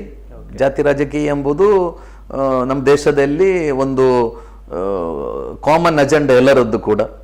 ಅದರಿಂದ ಈ ದಿನಗಳನ್ನೆಲ್ಲ ಆಚರಿಸುವಾಗ ನಮ್ಮಲ್ಲಿ ಆ ಜಾಗೃತಿ ಇರಬೇಕು. ಅವರು ಕಲಿಸಿಕೊಟ್ಟ ಮೌಲ್ಯಗಳು, ಅವರು ಬದುಕಿದ ರೀತಿ, ಅವರು ಸಮಾಜಕ್ಕೆ ಕೊಟ್ಟ ಸಂದೇಶಗಳು, ಇವುಗಳನ್ನೆಲ್ಲ ಅರ್ಥ ಮಾಡುವ ಸಾಮರ್ಥ್ಯ ನಮಗಿರ್ಬೇಕು. ಮತ್ತು ರಾಜಕೀಯ ಈ ಸಮಾಜದಲ್ಲಿರುವವರು ಎಲ್ಲರೂ ರಾಜಕೀಯ ನಾಯಕರುಗಳಲ್ಲ. ಈ ಸಮಾಜದಲ್ಲಿ ಧಾರಾಳ ವಿದ್ಯಾವಂತರು, ಅಧ್ಯಾಪಕರು, ಜರ್ನಲಿಸ್ಟ್ಗಳು, ಡಾಕ್ಟರ್ಸ್ಗಳು, ಅಡ್ವೊಕೇಟ್ಸ್ಗಳು, ಅವರಿಂದೆಲ್ಲ ಕೂಡಿದ ಜನಸಾಮಾನ್ಯರು, ಅವರೆಲ್ಲ ಈ ಸಮಾಜಕ್ಕೆ ಈ ಕೆಲಸವನ್ನು ತಿಳಿಸುವ ಕೆಲಸ ಮಾಡಿದರೆ ಎಷ್ಟು ಒಳ್ಳೆಯದಾಗ್ಬೋದು. ಸರ್, ಈಗ ತಮ್ಮ ಪ್ರಕಾರ ಈ ಒಂದು ನಮ್ಮ ಭಾರತ ಹಳ್ಳಿಗಳ ಒಂದು ಸಂಘದ ಕೂಡಿದಂಥ ಒಂದು ದೇಶ ಅಂತ ಹೇಳ್ತೇವೆ ನಾವು. ಈಗ ಸಂಬಂಧಗಳು ಹಾಳಾಗತ್ತಿದ್ದು ಸಿಟಿ ಲೆವೆಲ್ ಅಂತೀರೋ ಅಥವಾ ಹಳ್ಳಿಗಳ ಲೆವೆಲ್ ಮುಖಾಂತರ ಜಾಸ್ತಿ ಆಗಿದ್ದು? ಸಂಬಂಧ ಬಹಳ ದುರದೃಷ್ಟ ಏನೆಂದರೆ, ನಮ್ಮದು ಹಳ್ಳಿಗಳಲ್ಲಿ ಅವಿದ್ಯಾವಂತರಲ್ಲಿ ಇರುವಷ್ಟು ಮನುಷ್ಯತ್ವ, ಮಾನವೀಯತೆ ನಗರಗಳಲ್ಲಿ ವಿದ್ಯಾವಂತರಲ್ಲಿ ಇಲ್ಲ ಎಂಬುದು ಬಹಳ ಸತ್ಯ. ಅದು ಈಗ ನಮ್ಮ ತಂದೆ ತಾಯಿ ಎಂದಿರೆ ನಮ್ಮ ಹಾಗೇನು ಡಿಗ್ರಿಗಳಿದ್ದವರಾಗಿರಲಿಲ್ಲ, ಆದರೆ ಅವರಲ್ಲಿದ್ದ ಮನುಷ್ಯತ್ವ ನಮ್ಮಲ್ಲಿ ಖಂಡಿತ ಇಲ್ಲ. ಅವರನ್ನು ದೊಡ್ಡ ದೊಡ್ಡ ಧಾರ್ಮಿಕ ವಿದ್ವಾಂಸರು ಅಲ್ಲ, ಅಥವಾ ಏನು ದೊಡ್ಡ ದೊಡ್ಡ ಡಿಗ್ರಿ ಹೋಲ್ಡರ್ಸು ಅಲ್ಲ, ಆದರೆ ಮನುಷ್ಯತ್ವ ಎಂಬುದಿತ್ತಲ್ಲ. ಕೂಡಿ ಬಾಳುವ, ಪ್ರತಿಯೊಬ್ಬರ ಕಷ್ಟಗಳಿಗೆ ಸ್ಪಂದಿಸುವ, ಇನ್ನೊಬ್ಬರ ಕಷ್ಟವನ್ನು ನನ್ನ ಕಷ್ಟ ಅಂತ ತಿಳಿಯುವ, ಯಾರಿಗೂ ತೊಂದರೆ ಆಗದ ಹಾಗೆ ನಾನು ಬದುಕಬೇಕು ಎಂಬ ಮೌಲ್ಯವನ್ನು ನೆಚ್ಚಿಕೊಂಡಿದ್ದ ಒಂದು ತಲೆಮಾರು ಇತ್ತಲ್ಲ ನಮ್ಮಲ್ಲಿ. ಅದು ಬಹಳ, ನೀವು ಏನೋ 100-200 ವರ್ಷಗಳಾಚೆ ಹೋಗಬೇಕು ಅಂತ ಇಲ್ಲ, ನಮ್ಮ ತಂದೆಯಂದಿರ ನೋಡಿದ್ರೆ ಸಾಕು. ಸೊ ನಮ್ಮ ಎಜುಕೇಷನ್ ಸಿಸ್ಟಮ್ನಲ್ಲಿ ಕೂಡ ಸಮಸ್ಯೆ ಖಂಡಿತ ಇದೆ. ಯಾಕೆ ಅವಿದ್ಯಾವಂತರಲ್ಲಿರುವ ಮನುಷ್ಯತ್ವ ಕೂಡ ನಮ್ಮಲ್ಲಿ ಇಲ್ಲ ಎಂಬುದನ್ನು ನಾವು ಖಂಡಿತ ಪ್ರಶ್ನಿಸಬೇಕು. ಸಿಸ್ಟಮ್ನಲ್ಲಿ ಏನು ಸಮಸ್ಯೆ ಇದೆ, ಸಿಸ್ಟಮನ್ನು ಹೇಗೆ ಬದಲಾಯಿಸಬೇಕು, ಯಾಕೆ ವಿದ್ಯಾವಂತರಿಂದಲೇ ಸಮಸ್ಯೆಗಳಾಗ್ತಾ ಇದೆ. ಭ್ರಷ್ಟಾಚಾರಿಗಳು ವಿದ್ಯಾವಂತರು, ಭಯೋತ್ಪಾದಕರು ವಿದ್ಯಾವಂತರು, ಕೋಮುವಾದಿಗಳು ವಿದ್ಯಾವಂತರು, ಈ ದೇಶವನ್ನು ಒಡೆಯುತ್ತಾ ಇರುವವರು ವಿದ್ಯಾವಂತರು. ಅವಿದ್ಯಾವಂತರಿಗೆಲ್ಲ ಇದರಲ್ಲಿ ಯಾವ ಪಾಲು ಇಲ್ಲ. ಭ್ರಷ್ಟಾಚಾರದ ಒಂದೇ ಒಂದು ಕೇಸಿನಲ್ಲಿ ಅವಿದ್ಯಾವಂತ ಇಲ್ಲಲ್ಲ, ಹಳ್ಳಿಯ ರೈತ ಇಲ್ಲ. ಜನರನ್ನು ವಿಭಜನೆ ಮಾಡುವ ಕೆಲಸದಲ್ಲಿ ಹಳ್ಳಿಯ ಅವಿದ್ಯಾವಂತ ರೈತ ಅಲ್ಲ, ಅವರು ಜನರನ್ನು ಜೋಡಿಸುವ ಕೆಲಸ ಮಾತ್ರ ಮಾಡ್ತಾ ಇದ್ದಾರೆ. ಸೊ ಹಾಗಾದರೆ ನಮ್ಮ ಸಿಸ್ಟಮ್ನಲ್ಲಿರುವ ಕುಂದುಕೊರತೆಗಳೇನು, ಅದರಲ್ಲಿರುವ ಅನಾಹುತಗಳೇನು, ಇದರ ಬಗ್ಗೆ ಬಹಳ ದೊಡ್ಡ ಮಟ್ಟದ ಚರ್ಚೆ ಖಂಡಿತ ಆಗಬೇಕು. ಒಂದಲ್ಲ ಒಂದು ಕಡೆಯಿಂದ ಚರ್ಚೆ ಆರಂಭ ಆಗಿ ಇದನ್ನು ತಿದ್ದುವ ಪ್ರಯತ್ನ ನಡೆಯದಿದ್ದರೆ ನಾಳೆಯ ತಲೆಮಾರು ಖಂಡಿತ ಇದಕ್ಕಿಂತ ಮಾರಕ ಆಗ್ಬೋದು, ಇದಕ್ಕಿಂತ ಮಾರಕ ಆಗ್ಬೋದು. ಈಗಾಗಲೇ ನೋಡಿ, ಒಂದು ಸಾಮಾಜಿಕ ಬದ್ಧತೆ ಎಂಬುದು ಯಾರಲ್ಲೂ ಇಲ್ಲ. ನಾವೆಲ್ಲ ಬಹಳ ವಿಪರೀತ ಸ್ವಾರ್ಥಿಗಳು. ಎಲ್ಲರೂ ನಾನು, ನನ್ನದು ಮಾತ್ರ ಅಂತ ಆಲೋಚಿಸಿದರೆ ಒಂದು ಸಮಾಜದ ಸ್ಥಿತಿ ಏನಾಗ್ಬೋದು, ಒಂದು ದೇಶದ ಭವಿಷ್ಯ ಏನು? ಇದರ ಬಗ್ಗೆ ಗಂಭೀರ ಚರ್ಚೆ ಆಗಬೇಕೋ ಬೇಡವೋ ಎಂಬುದು ಎಷ್ಟು ಪ್ರಾಮುಖ್ಯತೆ. ಅದು ಸಂಬಂಧಗಳ ಬಗ್ಗೆ ಅಂತ ಎಲ್ಲಿ ಚರ್ಚೆನೇ ಇಲ್ಲ, ಯಾವುದೇ ಇಲ್ಲ. ನಾವು ಎಂಬುದು ಚರ್ಚೆ ಆಗ್ತಾ ಇಲ್ಲ, ನಾನು ಎಂಬುದು ಮಾತ್ರ. ಜಗತ್ತಿಗೆ ಎಲ್ಲ ಧರ್ಮಗಳು ನಾವು ಎಂಬುದನ್ನು ಕಲಿಸಿಕೊಟ್ಟಿದೆ. ಎಲ್ಲ ಧರ್ಮಗಳು, ನೀವು ಯಾವ ಧರ್ಮದ ಬಗ್ಗೆ ಚರ್ಚೆ ಮಾಡಿ, ಜಗತ್ತಿಗೆ ಧರ್ಮಗಳು ಕಲಿಸಿಕೊಟ್ಟ ಪಾಠ ನಾವು ಅಂತ. ನಾವು ಕ್ಯಾಪಿಟಾಲಿಸ್ಟ್ಗಳು ನಮಗೆ ಕಲಿಸಿಕೊಡುವ ಪಾಠ ನಾನು ಅಂತ. ನಾನು, ನನ್ನದು ಎಂಬುದರ ಆಚೆ ನಿಮಗೆ ಬೇರೆ ಏನೇ ಇಲ್ಲ. ಸೊ ನಾನು ಎಂಬುದರಿಂದ ನಾವು ಎಂಬುದರ ಕಡೆಗೆ ಸಾಗಬೇಕು ನಾವು. ಅದು ಇಲ್ಲದಿದ್ದರೆ ಸಮಾಜ ಉಳಿಯುವುದಿಲ್ಲ, ದೇಶ ಉಳಿಯುವುದಿಲ್ಲ. ಎಲ್ಲರೂ ನಾನು, ಒಂದು ಮನೆಯಲ್ಲಿ ನೋಡಿ, ಸಮಾಜ ದೇಶ ಎಲ್ಲ ಬಿಡಿ, ಒಂದು ಮನೆಯಲ್ಲಿ 7-8 ಜನ, ಒಂದು 5-6 ಮೆಂಬರ್ಸ್ಗಳಿದ್ದರೆ ಪ್ರತಿಯೊಬ್ಬರಿಗೂ ನನ್ನದೇ ಮುಖ್ಯ ಆದರೆ ಮನೆ ಏನಾಗ್ಬೋದು? ಆ ಮನೆಯ ಸ್ಥಿತಿ ಹೇಗಿರ್ಬೋದು?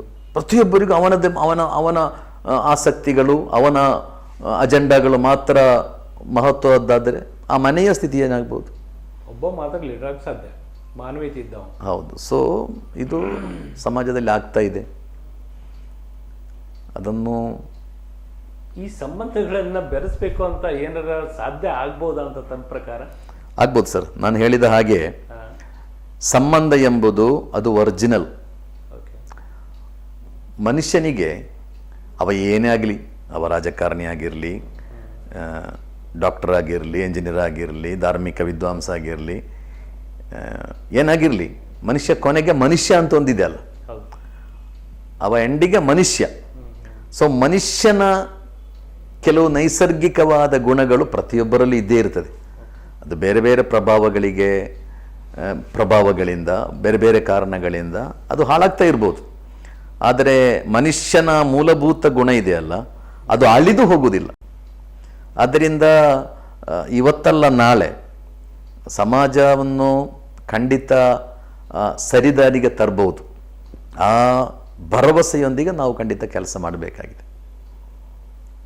ಎಲ್ಲಿಂದ ಪರಿವರ್ತನೆ ಮಾಡಕ್ಕೆ ಸರ್ ಆರಂಭ ಮಾಡಿದ್ರೆ ಇದೆಲ್ಲ ಸಂಬಂಧಗಳು ಜಾಸ್ತಿ ಆಗ್ತವೆ ಅಂತ ತಮ್ಮ ಪ್ರಕಾರ?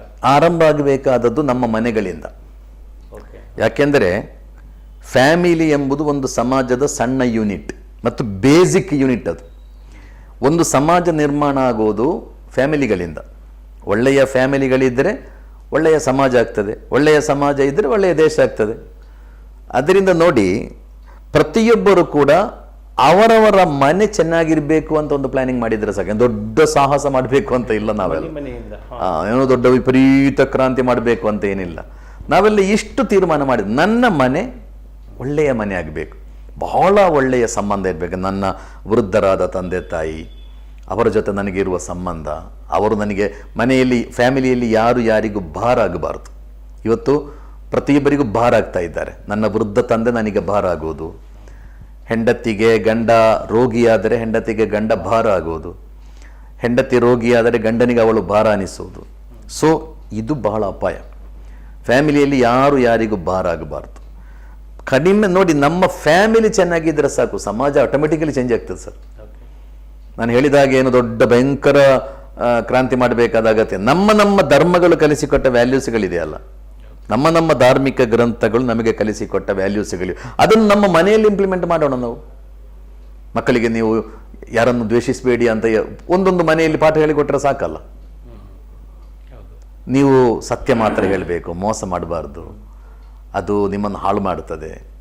ನೀವು ಕಠಿಣ ಶ್ರಮ ವಹಿಸಬೇಕು, ಧರ್ಮಸಮ್ಮತ ಮಾರ್ಗದಿಂದ ಮಾತ್ರ ಸಂಪಾದಿಸಬೇಕು. ಎಲ್ಲರೂ ಮನುಷ್ಯರೇ, ಧರ್ಮ ಜಾತಿ ಎಲ್ಲ ಬೇರೆ ಬೇರೆ ಇರ್ಬೋದು. ಆದರೆ ಯಾರು ಅರ್ಜಿ ಹಾಕಿ ಆ ಧರ್ಮದಲ್ಲಿ ಈ ಧರ್ಮದಲ್ಲಿ ಹುಟ್ಟಿದ ಅರ್ಜಿ ಹಾಕಿ ಹುಟ್ಟಿದ್ದಲ್ಲ ನಾವು. ಅದು ನಮ್ಮ ದೇವ ನಮ್ಮನ್ನೆಲ್ಲ ಹಾಗೆ ಸೃಷ್ಟಿಸಿದ್ದಾನೆ. ನಾವೆಲ್ಲ ಎಲ್ಲಿ ಹುಟ್ಟಬೇಕು, ಯಾವಾಗ ಹುಟ್ಟಬೇಕೆಂದು ನಾವು ತೀರ್ಮಾನಿಸಿದ್ದಲ್ಲ. ಅದರಿಂದ ಈ ಪಾಠಗಳೆಲ್ಲ ಪ್ರತಿಯೊಬ್ಬ ಅವರವರ ಮನೆಯಲ್ಲಿ ಹೇಳಿಕೊಟ್ರೆ ಸಾಕು, ಬೇರೆ ಏನು ದೊಡ್ಡ ಕ್ರಾಂತಿ ಮಾಡಬೇಕಾದ ಅಗತ್ಯ ಏನಿಲ್ಲ. ಒಂದು ಮನೆಯೊಳಗಿಂದ. ಹೌದು. ಎರಡನೇ ಪಾತ್ರ ಸರ್, ಸ್ಕೂಲ್ ಎರಡೂ ವಿದ್ಯಾಸಂಸ್ಥೆಗಳಲ್ಲಿ ಯಾವ ರೀತಿಯಾಗಿ ಪರಿವರ್ತನೆ. ಈಗ ನಾವು ಸಣ್ಣವರಿದ್ದಾಗ ನಾವೊಂದು ಹುಡುಗದ ಬರೀತಿದ್ರು, ಇವತ್ತೇನು ಒಳ್ಳೆ ಕೆಲಸ ಇದು ಮಾಡಿದೆ ಅಂತ. ನಾವೇನು ಮಾಡ್ತೀವಿ, ರೋಡ್ನಾಗೆ ಇರ್ತಕ್ಕಂಥ ಮುಳ್ಳು ಕಂಟಿನ ಹೊರಗಡೆ ಚೆಲ್ಲಿ ಆ ಕಡೆ ಸೈಡ್ ಹಚ್ಚಿ ಬಂದಂತ ಒಂದು ಬರೀತಿದ್ವಿ. ಇವತ್ತು ಆ ಮೌಲ್ಯಗಳು ಇಲ್ಲ. ಸ್ಕೂಲ್ನೊಳಗಂತೂ ನೀನು ಒಳ್ಳೆ ಕೆಲಸ ಏನು ಮಾಡಿ ಅಂತೂ ಕೇಳಂಗಿಲ್ಲ, ಬರೀ ಹೋಮ್ವರ್ಕ್ ಮಾಡಿಯೋ ನೀನು. ಇವನ್ ಅವ್ರು ಏನೋ ಊಟ ತರ್ತಾರ, ಅವ್ರು ಏನು ಊಟ ಮಾಡ್ತಾರ, ಅವ್ರಲ್ಲಿ ಏನಿದೆ ಪದ್ಧತಿ ಅಂತ ಅವ್ರು ಯಾರು ಟೀಚರ್ಸ್ ಎಲ್ಲದು ಮಾಡಂಗಿಲ್ಲ. ತಮ್ಮ ಪ್ರಕಾರ ಒಂದು ಸಂಬಂಧಗಳನ್ನ ಕ್ರಿಯೇಟ್ ಆಗ್ಬೇಕಾದ್ರೆ ಸ್ಕೂಲ್ನೊಳಗೆ ಯಾವ ರೀತಿಯಾಗಿ ಅವರು ಪರಿವರ್ತನೆ ಮಾಡಬೇಕು ಎಜುಕೇಷನ್ ಪರ್ಪೋಸ್ ಆಗಿ? ಖಂಡಿತ ವಿದ್ಯಾಸಂಸ್ಥೆಗಳು ಒಬ್ಬ ಮನುಷ್ಯನ ವ್ಯಕ್ತಿತ್ವವನ್ನು ರೂಪಿಸುವಲ್ಲಿ ಅತಿ ದೊಡ್ಡ ಪಾತ್ರ ವಹಿಸ್ತದೆ. ಯಾಕೆಂದರೆ ನಮ್ಮ ಆಯುಷ್ಯನ ಹೆಚ್ಚಿನ ಭಾಗವನ್ನು ನಾವು ವಿದ್ಯಾಸಂಸ್ಥೆಯಲ್ಲಿ ವಹಿಸ್ತೇವೆ. ಪ್ರತಿಯೊಬ್ಬರು ಕೂಡ ವಿದ್ಯಾಸಂಸ್ಥೆಗಳು ಕೂಡ ಈಗ ಬಿಸ್ನೆಸ್ ಕೇಂದ್ರಗಳಾಗಿದೆ. ಅಲ್ಲಿ ಕೂಡ ಟಾಪ್ ಬರುವುದು, ಕಾಂಪಿಟೇಷನ್ನು, ರ್ಯಾಂಕ್ ಬರುವುದು, ಸೀಟ್ ಸಿಗುವುದು, ಅಷ್ಟೇ ವಿಚಾರಗಳಾಗ್ತಾ ಇದೆ. ಭಾರತ ಹಿಂದುಳಿದ ದೇಶ, ಅದರ ಅಪಾರ ಸಂಪನ್ಮೂಲ ಇದೆ ಅಂತ ಎಕನಾಮಿಕ್ಸಲ್ಲಿ ಕಲಿತಾರೆ. ಅದನ್ನು ಗಂಟೆಗಟ್ಟಲೆ ಕಲಿತಾರೆ ಪಾಪ. ಆ 15 ಮಾರ್ಕಿನ ಪ್ರಶ್ನೆಗೆ ಕಲಿಯುವುದು, ಆ ಪ್ರಶ್ನೆ ಬರದಿದ್ದರೆ ನಾವೇನು ಮಾಡ್ತೇವೆ, ಕಲ್ತದ್ದೆಲ್ಲ ವೇಸ್ಟ್ ಅಂತ. ನಿಜವಾಗಿ ಈ ದೇಶದ ಸಮಸ್ಯೆ ತಿಳಿಲಿಕ್ಕೆ ನೀವು ಕಲಿಬೇಕಿತ್ತು. ಈಗ ನಾವು ವಿವೇಕಾನಂದರನ್ನು ಕಲಿಯುವುದು, ಸತ್ಯ ಹರಿಶ್ಚಂದ್ರರನ್ನು ಕಲಿಯುವುದು, ಬಸವಣ್ಣನವರನ್ನು ಕಲಿಯುವುದು ಪರೀಕ್ಷೆಗೆ ಬರೀಲಿಕ್ಕೆ ಮಾತ್ರ. ತತ್ವ ಆದರ್ಶ ಅದರಾಚೆ ಅವರೇನು ಹೇಳಿದ್ದಾರೆ ಬದುಕಿನಲ್ಲಿ ಅಳವಡಿಸಿಕೊಳ್ಳುವ ಕೆಲಸ ಅಧ್ಯಾಪಕರು ಮಾಡ್ತಾ ಇಲ್ಲ, ವಿದ್ಯಾರ್ಥಿಗಳು ಮಾಡ್ತಾ ಇಲ್ಲ. ಅದರಿಂದ ಪರಿವರ್ತನೆ ಬರಬೇಕಾದದ್ದು ಅಲ್ಲಿಂದಲೇ. ಒಂದು ನಮ್ಮ ಮನೆಗಳಿಂದ, ಎರಡನೇದು ನಮ್ಮ ವಿದ್ಯಾಸಂಸ್ಥೆಗಳಲ್ಲಿ. ಅದರಲ್ಲಿ ಕೂಡ ನೋಡಿ, ಇತ್ತೀಚಿನ ದಿನಗಳಲ್ಲಿ ಈ ಖಾಸಗಿ ಶಾಲೆಗಳೆಲ್ಲ ಸ್ಪರ್ಧಾತ್ಮಕವಾಗಿ ಹೆಚ್ಚಾದ ಮೇಲೆ ಸಂಬಂಧಗಳು ಹೆಚ್ಚು ಹೆಚ್ಚು ಹಾಳಾಗ್ತಾ ಇದೆ. ಮುಸ್ಲಿಮರಿಗೆ ಬೇರೆ ಸ್ಕೂಲು, ಹಿಂದೂಗಳಿಗೆ ಬೇರೆ ಸ್ಕೂಲು, ಕ್ರೈಸ್ತರಿಗೆ ಬೇರೆ, ಗೌರ್ಮೆಂಟ್ ಸ್ಕೂಲುಗಳನ್ನು ಹೆಚ್ಚು ಬಲಪಡಿಸುವ ಕೆಲಸ ಆಗಬೇಕು ಎಂದು ವಾದಿಸುವ ಒಬ್ಬ ವ್ಯಕ್ತಿ ನಾನು. ಯಾಕೆಂದರೆ ಸರ್ಕಾರಿ ಶಾಲೆಗಳಲ್ಲಿ ಎಲ್ಲರೂ ಒಟ್ಟಿಗೆ ಬೆರೆತು ಕಲ್ತವರು. ಆವಾಗ ನಿಮ್ಮಲ್ಲಿ ಅವ ಹಿಂದೂ, ಇವ ಮುಸ್ಲಿಂ, ಅವ ಬೇರೆ ಇವ ಬೇರೆ ಎಂಬ ಭಾವನೆಗಳು ನಮಗಿಲ್ಲಲ್ಲ. ಈಗ ನನಗೆ ಒಬ್ಬ ಮುಸ್ಲಿಂ ಆಗಿ ಒಬ್ಬ ಹಿಂದೂವನ್ನು ನೋಡುವಾಗ ಏನು ಅನಿಸೋದಿಲ್ಲ, ನನ್ನ ಸಹೋದರ ಅಂತಲೇ ನನಗೆ ಅನಿಸೋದು, ಯಾರೇ ಆಗಲಿ. ಯಾಕೆಂದರೆ ನಾವು ಕಲಿತ ವಾತಾವರಣ ಅದು, ಸಂಬಂಧಗಳು. ಸೊ ಈಗ ಒಬ್ಬೊಬ್ಬರಿಗೆ ಒಂದೊಂದು ಶಾಲೆಯಾಗಿ ಅಲ್ಲಿಂದಲೇ ಸಂಬಂಧ ಕಟ್ಟಾಗ್ತಾ ಇದೆ. ಸೊ ಪರಸ್ಪರ ವೈರಿಗಳು ಅಂತ ತಿಳ್ಕೊಳ್ಳುವ ಒಂದು ಮಾನಸಿಕತೆ ಸಣ್ಣ ಪ್ರಾಯದಲ್ಲಿ ಬೆಳೆದು ಬರ್ತಾ ಇದೆ. ಆದ್ದರಿಂದ ಮತ್ತೆ ನಮ್ಮ ಸರ್ಕಾರಗಳು ಸರ್ಕಾರಿ ಶಾಲೆಗಳನ್ನು ಮತ್ತಷ್ಟು ಕಾಲಕ್ಕೆ ತಕ್ಕಂತೆ ಸರಿ. ಈಗ ಕನ್ನಡ ಮೀಡಿಯಂ ಜೊತೆಗೆ ಇಂಗ್ಲೀಷ್ ಬಹಳ ಅಗತ್ಯ. ಕಾಂಪಿಟೇಟಿವ್ ಎಕ್ಸಾಮ್ಸ್ಗಳು ಬರೀಲೇಬೇಕು ಮಕ್ಕಳು. ನಮ್ಮ ಮಕ್ಕಳನ್ನಾಗಿ ಬಿಟ್ಟುಬಿಡ್ಲಿಕ್ಕೆ ಸಾಧ್ಯ ಇಲ್ಲಲ್ಲ. ಜಗತ್ತು ಬದಲಾಗ್ತಾ ಇದೆ, ಬಹಳ ವೇಗವಾಗಿ ಬದಲಾಗ್ತಾ ಇದೆ. ಆ ವೇಗಕ್ಕೆ ತಕ್ಕ ಶಿಕ್ಷಣವನ್ನು ಮಕ್ಕಳಿಗೆ ಸಣ್ಣ ಪ್ರಾಯದಲ್ಲಿ ಖಂಡಿತ ಕೊಡಲೇಬೇಕಾಗ್ತದೆ. ಆದರೆ ಅದು ಯಾರ ಕೆಲಸ? ಅದು ಯಾವುದು ಖಾಸಗಿ ವ್ಯಕ್ತಿಗಳ ಕೆಲಸ ಆಗಬಾರ್ದು, ಅದು ಸರ್ಕಾರದ ಕೆಲಸ ಆಗಬೇಕು. ಸರ್ಕಾರ ಆ ರೀತಿಯಲ್ಲಿ ಸ್ಪರ್ಧಾತ್ಮಕವಾದ ರೀತಿಯಲ್ಲಿ ವಿದ್ಯಾಸಂಸ್ಥೆಗಳನ್ನು ಬೆಳೆಸಿದರೆ, ಈ ಬೆರೆತು ಕಲಿಯುವ ಒಂದು ಸಿಸ್ಟಮ್ ಇದೆ ಅಲ್ಲ, ಅದು ದೊಡ್ಡ ಚಿಕಿತ್ಸೆ. ಏನು ಸಮಾಜ ವಿಭಜನೆ ಆಗ್ತಾ ಇದೆ, ಸಮಾಜದಲ್ಲಿ ಪರಸ್ಪರ ವೈರತ್ವ ವ್ಯಾಪಕ ಆಗ್ತಾ ಇದೆ, ಅದಕ್ಕೆ ಒಳ್ಳೆಯ ಮದ್ದು, ಒಳ್ಳೆಯ ಚಿಕಿತ್ಸೆ ಏನೆಂದರೆ ನೀವು ಒಟ್ಟಿಗೆ ಬೆರೆತು ಕಲಿಯುವುದು. ಇನ್ಫಾರ್ಮ್ ಮಾಡಿದ ಅದ ಉದ್ದೇಶ. ಹೌದು, ಇವರು ಶ್ರೀಮಂತ ಬಡವ ಅಂತ ಇರಬಾರ್ದು, ಅದು ಇದೆ. ಆ ವ್ಯತ್ಯಾಸನೂ ಬರ್ತಾ ಇದೆ. ಖಾಸಗಿ ಶಾಲೆಯಲ್ಲಿ ಕಲಿಯುವವರೆಲ್ಲ ಶ್ರೀಮಂತರು, ಹೈಫೈ, ಅವರ ಯೂನಿಫಾರ್ಮು, ಅವರು ಹೋಗುವ ವಾಹನ, ಅವರು ಉಪಯೋಗಿಸುವ ಭಾಷೆ, ಅವರ ಬಾಡಿ ಲ್ಯಾಂಗ್ವೇಜು, ಇದೆಲ್ಲ ಏನೋ ಭಯಂಕರ ಸ್ಟ್ಯಾಂಡರ್ಡ್. ಸರ್ಕಾರಿ ಶಾಲೆಯಲ್ಲಿ ಕಲಿಯುವ ಮಕ್ಕಳಂದರೆ ಬಡವರು, ಅವರ ಯೂನಿಫಾರ್ಮು ಬಡತನದ್ದೇ, ಅವರ ಊಟವೂ ಬಡತನದ್ದೇ. ಸೊ ಈ ವಿಭಜನೆ ಇದೆಯಲ್ಲ, ಇದು ಬಹಳ ಅಪಾಯ. ಇದು ಒಂದು ಕಡೆ ಧರ್ಮದ ವಿಭಜನೆ, ಇನ್ನೊಂದು ಕಡೆ ಅಂತಸ್ತುಗಳ ಹೆಸರಲ್ಲಿ ಮನುಷ್ಯರ ವಿಭಜನೆ, ಬೇರೆ ಬೇರೆ ರೀತಿಯ ವಿಭಜನೆಗಳು. ಇದು ಸಣ್ಣ ಪ್ರಾಯದಲ್ಲಿ ನಮ್ಮ ವಿದ್ಯಾ ಸಂಸ್ಥೆಗಳಲ್ಲೇ ನಡೆಯುತ್ತಾ ಇದೆ. ನಮ್ಮ ಶಿಕ್ಷಣದ ಪಾರ್ಟ್ ಆಗಿ ಹೋಗಿದೆ ಇದೆಲ್ಲ.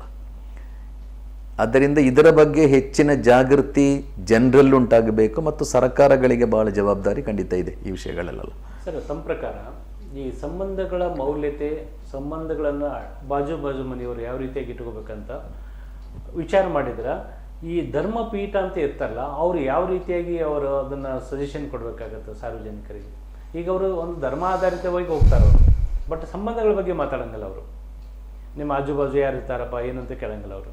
ಈಗ ಅವಾಗ ಅಟ್ಲೀಸ್ಟ್ ಬಾಜು ಮನೆ ಮೊಬೈಲ್ ಇತ್ತು, ಫೋನ್ ಇತ್ತು, ಕರಿತಿದ್ರು ಅವರು, ನಿಮ್ಮ ಯಾವುದೋ ಒಂದು ಫೋನ್ ಬಂದು ಬಾ ಅಂತ. ಈಗಂತ ಪ್ರತಿಯೊಬ್ಬರ ಮನೆ ಇದು.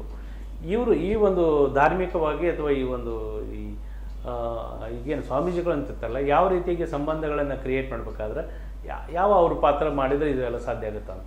ಸರ್, ಜಗತ್ತಿನ ಎಲ್ಲ ಧರ್ಮಗಳು ಮಾನವ ಧರ್ಮವನ್ನೇ ಬೋಧಿಸ್ತದೆ. ನಾವೇನು ಮಾನವ ಧರ್ಮ ಬೇಕು ಅಂತ ಚರ್ಚೆ ಮಾಡ್ತಾ ಇರ್ತೇವಲ್ಲ, ಜಗತ್ತಿನ ಎಲ್ಲ ಧರ್ಮಗಳು ಮಾನವ ಧರ್ಮಗಳು. ಯಾವ ಧರ್ಮದ ಸಂದೇಶವನ್ನು ನೀವು ಸ್ಟಡಿ ಮಾಡಿ, ಹಿಂದೂ ಧರ್ಮ ಇರ್ಬೋದು, ಇಸ್ಲಾಂ ಇರ್ಬೋದು, ಕ್ರಿಶ್ಚಿಯಾನಿಟಿ ಇರ್ಬೋದು, ಯಾವ ಧರ್ಮಗಳು, ಎಲ್ಲ ಧರ್ಮಗಳು ಮಾತಾಡಿದ್ದು ಮನುಷ್ಯನ ಒಳಿತು, ಮನುಷ್ಯನ ನೆಮ್ಮದಿಯ ಬದುಕು, ಮನುಷ್ಯನ ಆರೋಗ್ಯ. ಧರ್ಮದ ಒಂದು ದೊಡ್ಡ ಕಾನ್ಸೆಪ್ಟ್ ಮನುಷ್ಯನ ಆರೋಗ್ಯ ಚೆನ್ನಾಗಿರ್ಬೇಕೆಂಬುದು ಕೂಡ. ಸೊ ಆದ್ದರಿಂದ ಧರ್ಮದ ನಿಜವಾದ ಸಂದೇಶಗಳನ್ನು ಹೇಳಿಕೊಟ್ರೆ ಸಾಕು ಧಾರ್ಮಿಕ ವಿದ್ವಾಂಸರು, ಬೇರೆ ಏನು ಕೆಲಸ ಮಾಡೋದು ಬೇಡ. ಅವರು ಧರ್ಮದಲ್ಲಿರುವ ಒರಿಜಿನಲ್ ಸಂದೇಶ ಯಾವುದೇ. ಈ ದೊಡ್ಡ ಸಮಸ್ಯೆ ಏನಂದ್ರೆ ಸರ್, ನಮ್ಮದು ಧರ್ಮನಿಷ್ಠೆ ಇಲ್ಲದವರು ಇವತ್ತು ಧರ್ಮದ ರಕ್ಷಕರಾಗ್ತಾ ಇದ್ದಾರೆ ಸಮಾಜದಲ್ಲಿ. ಅವರು ಬದುಕಿನಲ್ಲಿ ಧರ್ಮವನ್ನು ಪಾಲಿಸ್ತಾನೆ ಇಲ್ಲ. ಅವರಿಗೆ ಧರ್ಮದ ಬಗ್ಗೆ ಗೌರವನೂ ಇಲ್ಲ. ಅಂದರೆ ಧರ್ಮ ಕಲಿಸಿಕೊಟ್ಟ ಮೌಲ್ಯಗಳ ಬಗ್ಗೆ ಗೌರವ ಇಲ್ಲದ, ಧರ್ಮ ಕಲಿಸಿಕೊಟ್ಟಿರುವ ವ್ಯಾಲ್ಯೂಸ್ಗಳನ್ನು ಬದುಕಿನಲ್ಲಿ ಎಂದೂ ಅಳವಡಿಸಿಕೊಳ್ಳದ, ಧರ್ಮ ನಿಷ್ಠೆ ಇಲ್ಲದ ಜನರು ಇವತ್ತು ಧರ್ಮ ರಕ್ಷಕರಾಗ್ತಾ ಇದ್ದಾರೆ. ಎಲ್ಲ ಧರ್ಮ, ನಾನು ಯಾವುದೊಂದು ಧರ್ಮದ ಬಗ್ಗೆ ಹೇಳ್ತಾ ಇರುವುದಲ್ಲ, ಅಂತ ಪೂರ್ವಗ್ರಹ ಏನು ನನಗಿಲ್ಲ. ಎಲ್ಲ ಧರ್ಮದಲ್ಲಿರೋ ಹಣೆ ಬರ ಇದು ಇವತ್ತು. ಆದ್ದರಿಂದ ಎಲ್ಲ ಧಾರ್ಮಿಕ ವಿದ್ವಾಂಸರು ಧರ್ಮವನ್ನು ಅಧರ್ಮಿಗಳ ಕೈಗೆ ಬಿಟ್ಟು ಕೊಡಬಾರ್ದು. ಅವರು ಅವರ ಜವಾಬ್ದಾರಿಯನ್ನು ನಿರ್ವಹಿಸಬೇಕು. ಧರ್ಮ ಅದಲ್ಲ, ಇದು ಧರ್ಮ ಅಂದರೆ ಹೀಗೆ. ಬಸವಣ್ಣನವರು ಇದು ಹೇಳಿದ್ದು, ವಿವೇಕಾನಂದರು ಇದು ಹೇಳಿದ್ದು, ಪ್ರವಾದಿ ಮೊಹಮ್ಮದ್ ಸಲ್ಲಲ್ಲಾಹು ಅಲೈಹಿ ವಸಲ್ಲಂ ಇದು ಕಲಿಸಿಕೊಟ್ಟದ್ದು. ಹೀಗೆ ಆ ಧರ್ಮದ ಒರಿಜಿನಲ್ ಸಂದೇಶಗಳನ್ನು ಸಮಾಜಕ್ಕೆ ತಿಳಿಸುವ ಜವಾಬ್ದಾರಿಯನ್ನು ಧಾರ್ಮಿಕ ವಿದ್ವಾಂಸರು ನಿರ್ವಹಿಸುವುದಾದರೆ ಈ ಸಮಾಜದ ಬದಲಾವಣೆ ಖಂಡಿತ ಸಾಧ್ಯ ಇದೆ. ಎಲ್ಲ ಧರ್ಮಗಳು ನೆರೆಕರೆಯ ಸಂಬಂಧದ ಬಗ್ಗೆ ಹೇಳಿದ್ದು. ನೆರೆಕರೆಯ ಸಂಬಂಧವನ್ನು ಹಾಳು ಮಾಡಿ ಅಂತ ಯಾವುದಾದ್ರೂ ಒಂದು ಧರ್ಮ ಹೇಳಿದ? ಇವರು ಕ್ರಿಯೇಟ್ ಮಾಡ್ಕೊಂಡಿದ್ದು. ನೋಡಿ, ಭಾರತದಲ್ಲಿ ವಿವೇಕಾನಂದರ ಚಿಂತನೆಗಳಿಂದಾಗಿ ಒಂದು ಕೋಮುಗಲಭೆ ನಡೆದಿದೆ ಅಂತ ಹೇಳಲಿಕ್ಕೆ ಯಾರಿಗಾದರೂ ಒಂದು ಧೈರ್ಯ ಇದೆ ಈ ದೇಶದಲ್ಲಿ? ರಾಮಕೃಷ್ಣ ಪರಮಹಂಸರ ಸಂದೇಶಗಳನ್ನು, ಅವರ ಬದುಕನ್ನು ಓದಿದ ಕಾರಣಕ್ಕೆ ಒಂದು ಕೋಮುಗಲಭೆ ಆಗಿದೆ ದೇಶದಲ್ಲಿ, ಅಥವಾ ಬಸವಣ್ಣನವರ ಚಿಂತನೆಗಳಿಂದ ಪ್ರೇರಿತನಾಗಿ ಒಂದು ಕೋಮುಗಲಭೆ ಆಗಿದೆ, ಅಥವಾ ಸೂಫಿ ಸಂತರು, ಧಾರಾಳ ಸೂಫಿ ಸಂತರಿದ್ದ ದೇಶ ಇದು. ಆ ಸೂಫಿ ಸಂತರ ಚಿಂತನೆಗಳಿಂದಾಗಿ ಈ ದೇಶದಲ್ಲಿ ಒಂದು ಕೋಮುಗಲಭೆ ಆಗಿದೆ. ನೀವು ಸಾಬೀತುಪಡಿಸಿ. ಈ ದೇಶದಲ್ಲಿ ಯಾರಿಗೂ ಸಾಬೀತುಪಡಿಸಲಿಕ್ಕೆ ಸಾಧ್ಯ ಇಲ್ಲ. ಅಂದರೆ ಧರ್ಮಗಳು, ಎಲ್ಲ ಧರ್ಮಗಳು ಮಾನವ ಧರ್ಮಗಳು. ಎಲ್ಲ ಧರ್ಮಗಳು ಮನುಷ್ಯ ನೆಮ್ಮದಿಯಿಂದ, ಪ್ರೀತಿಯಿಂದ, ಗೌರವದಿಂದ, ಬಹಳ ಆತ್ಮವಿಶ್ವಾಸದೊಂದಿಗೆ, ಧೈರ್ಯದೊಂದಿಗೆ ಬದುಕುವ ಪಾಠಗಳನ್ನು ಮಾತ್ರ ಕಲಿಸಿಕೊಡ್ತದೆ. ಆ ಸಂದೇಶಗಳನ್ನು ನಿರಂತರ ಸಮಾಜಕ್ಕೆ ಹೇಳ್ತಾ ಇರಬೇಕು. ಪ್ರತಿದಿನ ಹೇಳ್ತಾ ಇರಬೇಕು, ಪ್ರತಿ ಕ್ಷಣ ಹೇಳ್ತಾ ಇರಬೇಕು. ಅಂತಹ ವಾತಾವರಣ ನಿರ್ಮಿಸುವ ಕೆಲಸ ನಾವು ಮಾಡಬೇಕು. ನಾವು ಕೂಡ ವ್ಯಾಪಾರದಲ್ಲಿ ಮುಳುಗಿ ಹೋದರೆ ಬಿಗಡಾಯಿಸ್ತದೆ ಇನ್ನು ಕೂಡ ಸಮಾಜ. ಸರ್, ಈ ಒಂದು ಕೊನೆಯ ಘಟ್ಟ, ಈ ತಮ್ಮ ಈ ಕಾರ್ಯಕ್ರಮದೊಳಗೆ ಸಾರ್ವಜನಿಕರಿಗೆ ಅಥವಾ ಈ ಸಂಬಂಧಗಳ ಬಗ್ಗೆ ಏನು ಹೇಳಕ್ಕೆ ಇಷ್ಟಪಡ್ತೀರಿ? ಖಂಡಿತ ಇದು ನಮ್ಮ ಅಳಿವು ಮತ್ತು ಉಳಿವಿನ ಪ್ರಶ್ನೆ. ಇದು ನಾನು ಮೊದಲೇ ಹೇಳಿದ ಹಾಗೆ ಮನುಷ್ಯ ಇತರರನ್ನು ಅವಲಂಬಿಸಿಯೇ ಬದುಕುವುದು. ಖಂಡಿತ ಯಾರಿಗೂ ತೀರ್ಮಾನ ಮಾಡಲಿಕ್ಕೆ ಸಾಧ್ಯವೇ ಇಲ್ಲ ನಾನು ಒಬ್ಬ ಬದುಕಬಲ್ಲೆ ಅಥವಾ ನನ್ನ ಧರ್ಮದವರನ್ನು ಮಾತ್ರ ನಾನು ಅವಲಂಬಿಸಿ ನನ್ನ ಇಡೀ ಬದುಕನ್ನು ಸವೆಸಬಲ್ಲ ಅಂತ ತೀರ್ಮಾನ ಮಾಡಲಿಕ್ಕೆ ಈ ಜಗತ್ತಿನಲ್ಲಿ ಯಾರಿಗೂ ಸಾಧ್ಯ ಇಲ್ಲ. ನಾವೆಲ್ಲ ಎಲ್ಲ ವಿಷಯಗಳಿಗೆ ಬೇರೆಯವರನ್ನು ಅವಲಂಬಿಸಿ ಆಶ್ರಯಿಸಿ ಮಾತ್ರ ಬದುಕುವುದು. ನನಗೊಂದು ಶರ್ಟ್ ನಾನು ಹಾಕಬೇಕಾದರೆ ಇದರಲ್ಲಿ ಎಷ್ಟು ಜನರ ಪ್ರಯತ್ನ ಇದೆ ಅಂತ ನನಗೆ ಗೊತ್ತಿರಬೇಕು. ಇದು ಯಾರಿಂದಲ್ಲ, ಯಾರ ಪ್ರಯತ್ನಗಳಿಂದಾಗಿ, ಯಾರ ಪರಿಶ್ರಮದಿಂದಾಗಿ, ಯಾವುದೆಲ್ಲ ಕಾರಣಗಳಿಂದಾಗಿ ನಾನು ಶರ್ಟ್ ಹಾಕಿದ್ದೇನೆ. ನಾನೊಂದು ಮನೆ ಬದುಕುವಾಗ ಈ ಮನೆ ಕಟ್ಟಲಿಕ್ಕೆ ಯಾರದ್ದಲ್ಲ ಯಾವುದೆಲ್ಲ ರೀತಿಯಲ್ಲಿ ನಾನು ಅವಲಂಬಿತ, ನನಗೆ ಮನೆ ಕಟ್ಟಲಿಕ್ಕೆ ಸಾಧ್ಯ ಇಲ್ಲಲ್ಲ. ಸೊ ಆದ್ದರಿಂದ ಆಶ್ರಯಿಸಿ ಅವಲಂಬಿಸಿ ಮಾತ್ರ ಮನುಷ್ಯ ಬದುಕುತ್ತಾನೆ. ಆದ್ದರಿಂದ ಈ ಅವಲಂಬನೆ ಬದುಕಿನ ಅನಿವಾರ್ಯತೆ ಅಂತ ನಮಗೆ ಗೊತ್ತಿರಬೇಕು. ಅದಿಲ್ಲದ ಮನುಷ್ಯ ಖಂಡಿತ ಬದುಕಲಿಕ್ಕೆ ಸಾಧ್ಯವೇ ಇಲ್ಲ. ಆದ್ದರಿಂದ ಸಂಬಂಧಗಳು, ಜಗತ್ತಿನಲ್ಲಿ ಎಲ್ಲ ಧರ್ಮಗಳು ಕಲಿಸಿಕೊಟ್ಟ ಪಾಠ ಸಂಬಂಧಗಳನ್ನು ಬಲಪಡಿಸಬೇಕೆಂಬುದು. ಪವಿತ್ರ ಕುರ್ಆನ್ನಲ್ಲಿ ಆರಾಧನೆಗಳ ಬಗ್ಗೆ ಇರುವ ಪ್ರಸ್ತಾಪಕ್ಕಿಂತ ಎಷ್ಟೋ ಪಟ್ಟು ಹೆಚ್ಚು ಪ್ರಸ್ತಾಪ ಇರುವುದು ಸಂಬಂಧಗಳ ಬಗ್ಗೆ. ನಿಮ್ಮ ಸಂಬಂಧ ಬಲಪಡಿಸಬೇಕೆಂಬುದು ಕುರ್ಆನ್ನ ಪುಟಗಳಲ್ಲಿರುವ ಪಾಠ ಅದು. ಮತ್ತು ಜಗತ್ತಿನ ಎಲ್ಲ ಧರ್ಮಗಳಲ್ಲೂ ಈ ಸಂದೇಶ ಇದೆ. ನಿಮ್ಮ ಸಂಬಂಧಗಳು ಹಾಳಾದರೆ ಎಲ್ಲ ಸಂಬಂಧ, ಈಗ ನೆರೆಕರೆಯವರ ಸಂಬಂಧದಂತೆಯೇ ನೆರೆ ದೇಶದೊಂದಿಗಿರುವ ಸಂಬಂಧವು ಹಾಗೇನೆ, ಅದು ಹಾಳಾಗ್ತಾ ಇದೆ ದಿನಕ್ಕೆ. ಸೊ ಈ ಸಂಬಂಧಗಳನ್ನು ಉಳಿಸುವ, ಬೆಳೆಸುವಂತಹ ಕೆಲಸ ಖಂಡಿತ ನಾವು ಮಾಡಬೇಕು. ಅದರ ಜೊತೆಗೆ ನಾವು ಈ ಸಮಾಜಕ್ಕೆ ಮಾದರಿಗಳಾಗಬೇಕು. ನನಗೆ ಗೊತ್ತಿರ ನಾನು ಏನಾದರೂ ಒಳ್ಳೆಯದನ್ನು ಬಿಟ್ಟು ಹೋಗಬೇಕು ಎಂದು ನಾನು ತೀರ್ಮಾನಿಸಬೇಕು. ಜನರು ನನ್ನ ಅನುಪಸ್ಥಿತಿಯನ್ನು ಗುರುತಿಸಬೇಕು. ನಾಳೆ ನಾನಿಲ್ಲದ ಒಂದು ದಿನ ನನ್ನ ಅನುಪಸ್ಥಿತಿಯನ್ನು ಜನರು ಗುರುತಿಸಬೇಕು. ಅವ ಇದ್ದಿದ್ದರೆ ಎಷ್ಟು ಒಳ್ಳೆಯದಿತ್ತು, ಅವ ಇರಬೇಕಿತ್ತು, ಅವ ಇದ್ದರೆ ಈ ಸಮಸ್ಯೆ ಆಗ್ತಾ ಇರಲಿಲ್ಲ, ಅವ ಇದ್ದರೆ ಈ ನಾಡು ಹೀಗೆ ಆಗ್ತಾ ಇರಲಿಲ್ಲ, ಅವ ಇದ್ದಿದ್ದರೆ ಈ ಕ್ಷೇತ್ರ ಹೀಗೆ ಆಗ್ತಾ ಇರಲಿಲ್ಲ. ಜನ ನನ್ನ ಅನುಪಸ್ಥಿತಿಯನ್ನು ಗುರುತಿಸಬೇಕು. ಜನ ನನ್ನ ಅನುಪಸ್ಥಿತಿಯನ್ನು ಗುರುತಿಸುವ ಕೆಲಸ ನಾನು ಮಾಡಬೇಕು. ಈ ತೀರ್ಮಾನ ನಾವೆಲ್ಲ ಮಾಡುವುದಾದರೆ ಖಂಡಿತ ಈ ಸಮಾಜಕ್ಕೆ ನಾವು ದೊಡ್ಡ ಬೆಳಕಾಗ್ತೇವೆ. ಈ ಸಮಾಜದ ಕತ್ತಲು ಇವತ್ತು, ಇಷ್ಟೆಲ್ಲ ಬೆಳಕು ಲೈಟ್ಗಳು ಇರುವಾಗಲೂ ಸಮಾಜ ಕತ್ತಲು ಇವತ್ತು, ಮನಸ್ಸು ಕತ್ತಲು. ಅದರಿಂದಲೇ ಸಮಾಜ ಕತ್ತಲಿನಲ್ಲಿದೆ. ಮನುಷ್ಯ ಅಲದಾಡ್ತಾ ಇದ್ದಾನೆ, ಆತ್ಮಹತ್ಯೆಗಳು ಹೆಚ್ಚಾಗ್ತಾ ಇದೆ, ಮಾನಸಿಕ ರೋಗಗಳು ಹೆಚ್ಚಾಗ್ತಾ ಇದೆ, ಭಯ ಭ್ರಾಂತಿ ಭ್ರಮೆಗಳು ಹೆಚ್ಚಾಗ್ತಾ ಇದೆ. ಯಾರು ಕೂಡ ಹೊರಲಾಗ್ತದೆ ಬಾಹರ್ ಶೇರ್ವಾನಿ ಹೇ ಅಂದರ್ ಪೆರಿಶಾನಿ ಹೇ ಅಂತ ಒಂದು ಹೊರಗೆ ನೋಡುವಾಗ ನಾವೆಲ್ಲ ಕಾರುಗಳಲ್ಲಿ ಓಡಾಡುವವರು, ದೊಡ್ಡ ದೊಡ್ಡ ಕಂಪನಿಯ ಶರ್ಟು ಪ್ಯಾಂಟೆಲ್ಲ ಹಾಕಿದ್ದೇವೆ, ದೊಡ್ಡ ದೊಡ್ಡ ಬೆಲೆ ಬಾಳುವ ಮೊಬೈಲ್ಸ್ ಎಲ್ಲ ಇದೆ. ಬಾಹರ್ ಶೇರ್ವಾನಿ ಹೇ ಅಂತ, ಅಂದರ್ ಪೆರಿಶಾನಿ ಹೇ ಅಂತ. ಒಳಗೆ ನೆಮ್ಮದಿಯನ್ನು ಕಳ್ಕೊಂಡವರು, ಮನೆಯಲ್ಲಿ ನೆಮ್ಮದಿ ಇಲ್ಲ, ಮನಸ್ಸಿನಲ್ಲಿ ನೆಮ್ಮದಿ ಇಲ್ಲ, ಸಮಾಜದಲ್ಲಿ ಯಾರನ್ನು ನಂಬುತ್ತಾ ಇಲ್ಲ. ಸೊ ಈ ಸ್ಥಿತಿಯಿಂದ ನಾವು ಹೊರಗೆ ಬರಬೇಕಾದರೆ ನಮಗೆ ನಮ್ಮ ಧರ್ಮಗಳು ಕಲಿಸಿಕೊಟ್ಟ ಮೌಲ್ಯಗಳಿವೆ, ಮಹಾಪುರುಷರು ಜಗತ್ತಿಗೆ ಕಲಿಸಿಕೊಟ್ಟ ಸಂದೇಶಗಳಿವೆ. ಅದು ವಿಭಜಿಸುವ ಸಂದೇಶಗಳಲ್ಲ, ಅದು ಮನುಷ್ಯರನ್ನು ಪರಸ್ಪರ ದ್ವೇಷಿಸುವ ಸಂದೇಶಗಳಲ್ಲ, ಅದು ನಿಮ್ಮನ್ನು ಸಮಾಜದಿಂದ ದೂರ ಸರಿಸುವ ಸಂದೇಶಗಳಲ್ಲ. ಅದು ಪರಸ್ಪರ ಪ್ರೀತಿಸುವ, ಪರಸ್ಪರ ಗೌರವಿಸುವ, ಆರೋಗ್ಯದಿಂದ ಬದುಕುವ, ಧೈರ್ಯದಿಂದ ಬದುಕುವ, ಸಮಾಜವನ್ನು ಕಟ್ಟುವ, ಪರಿಸರವನ್ನು ಕಾಪಾಡುವ ಪಾಠಗಳನ್ನೇ ಜಗತ್ತಿಗೆ ಎಲ್ಲ ಆಚಾರ್ಯರು, ಧಾರ್ಮಿಕ ಮಹಾಪುರುಷರು, ಪ್ರವಾದಿಗಳೆಲ್ಲ ಕಲಿಸಿಕೊಟ್ಟಿದ್ದಾರೆ. ಅದನ್ನು ತಿಳಿಯುವ, ಓದುವ, ಕಲಿಯುವ ಮತ್ತು ನಮ್ಮ ಮಕ್ಕಳಿಗೆ ತಿಳಿಸುವ ಕೆಲಸ ಖಂಡಿತ ಆಗಬೇಕು.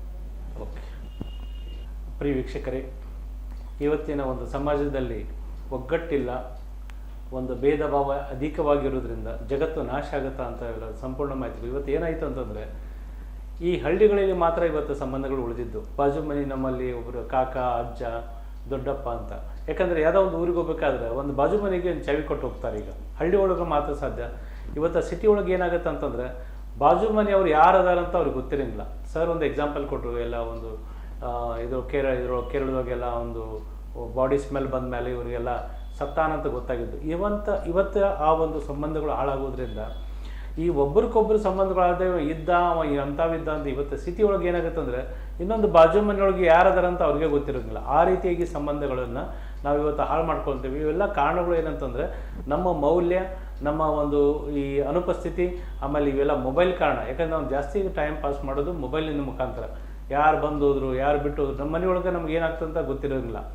ಇವಾಗ ನಮ್ಮ ತಂದೆ ತಾಯಿಗಳಿಗೆ ಏನು ತೊಂದರೆ ಆಗುತ್ತಂತ ನಾವು ಮೊಬೈಲೊಳಗೆ ಡೀಪ್ ಆಗ್ತೀವಿ ಹೊರತಾಗಿ ತಂದೆ ತಾಯಿಗಳ ಬಗ್ಗೆ ಲಕ್ಷ್ಯ ಇಲ್ಲ.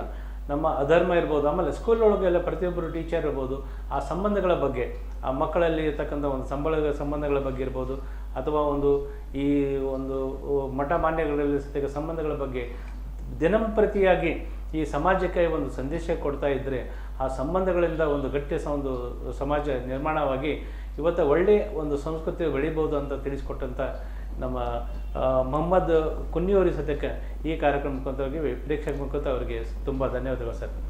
Thank you sir.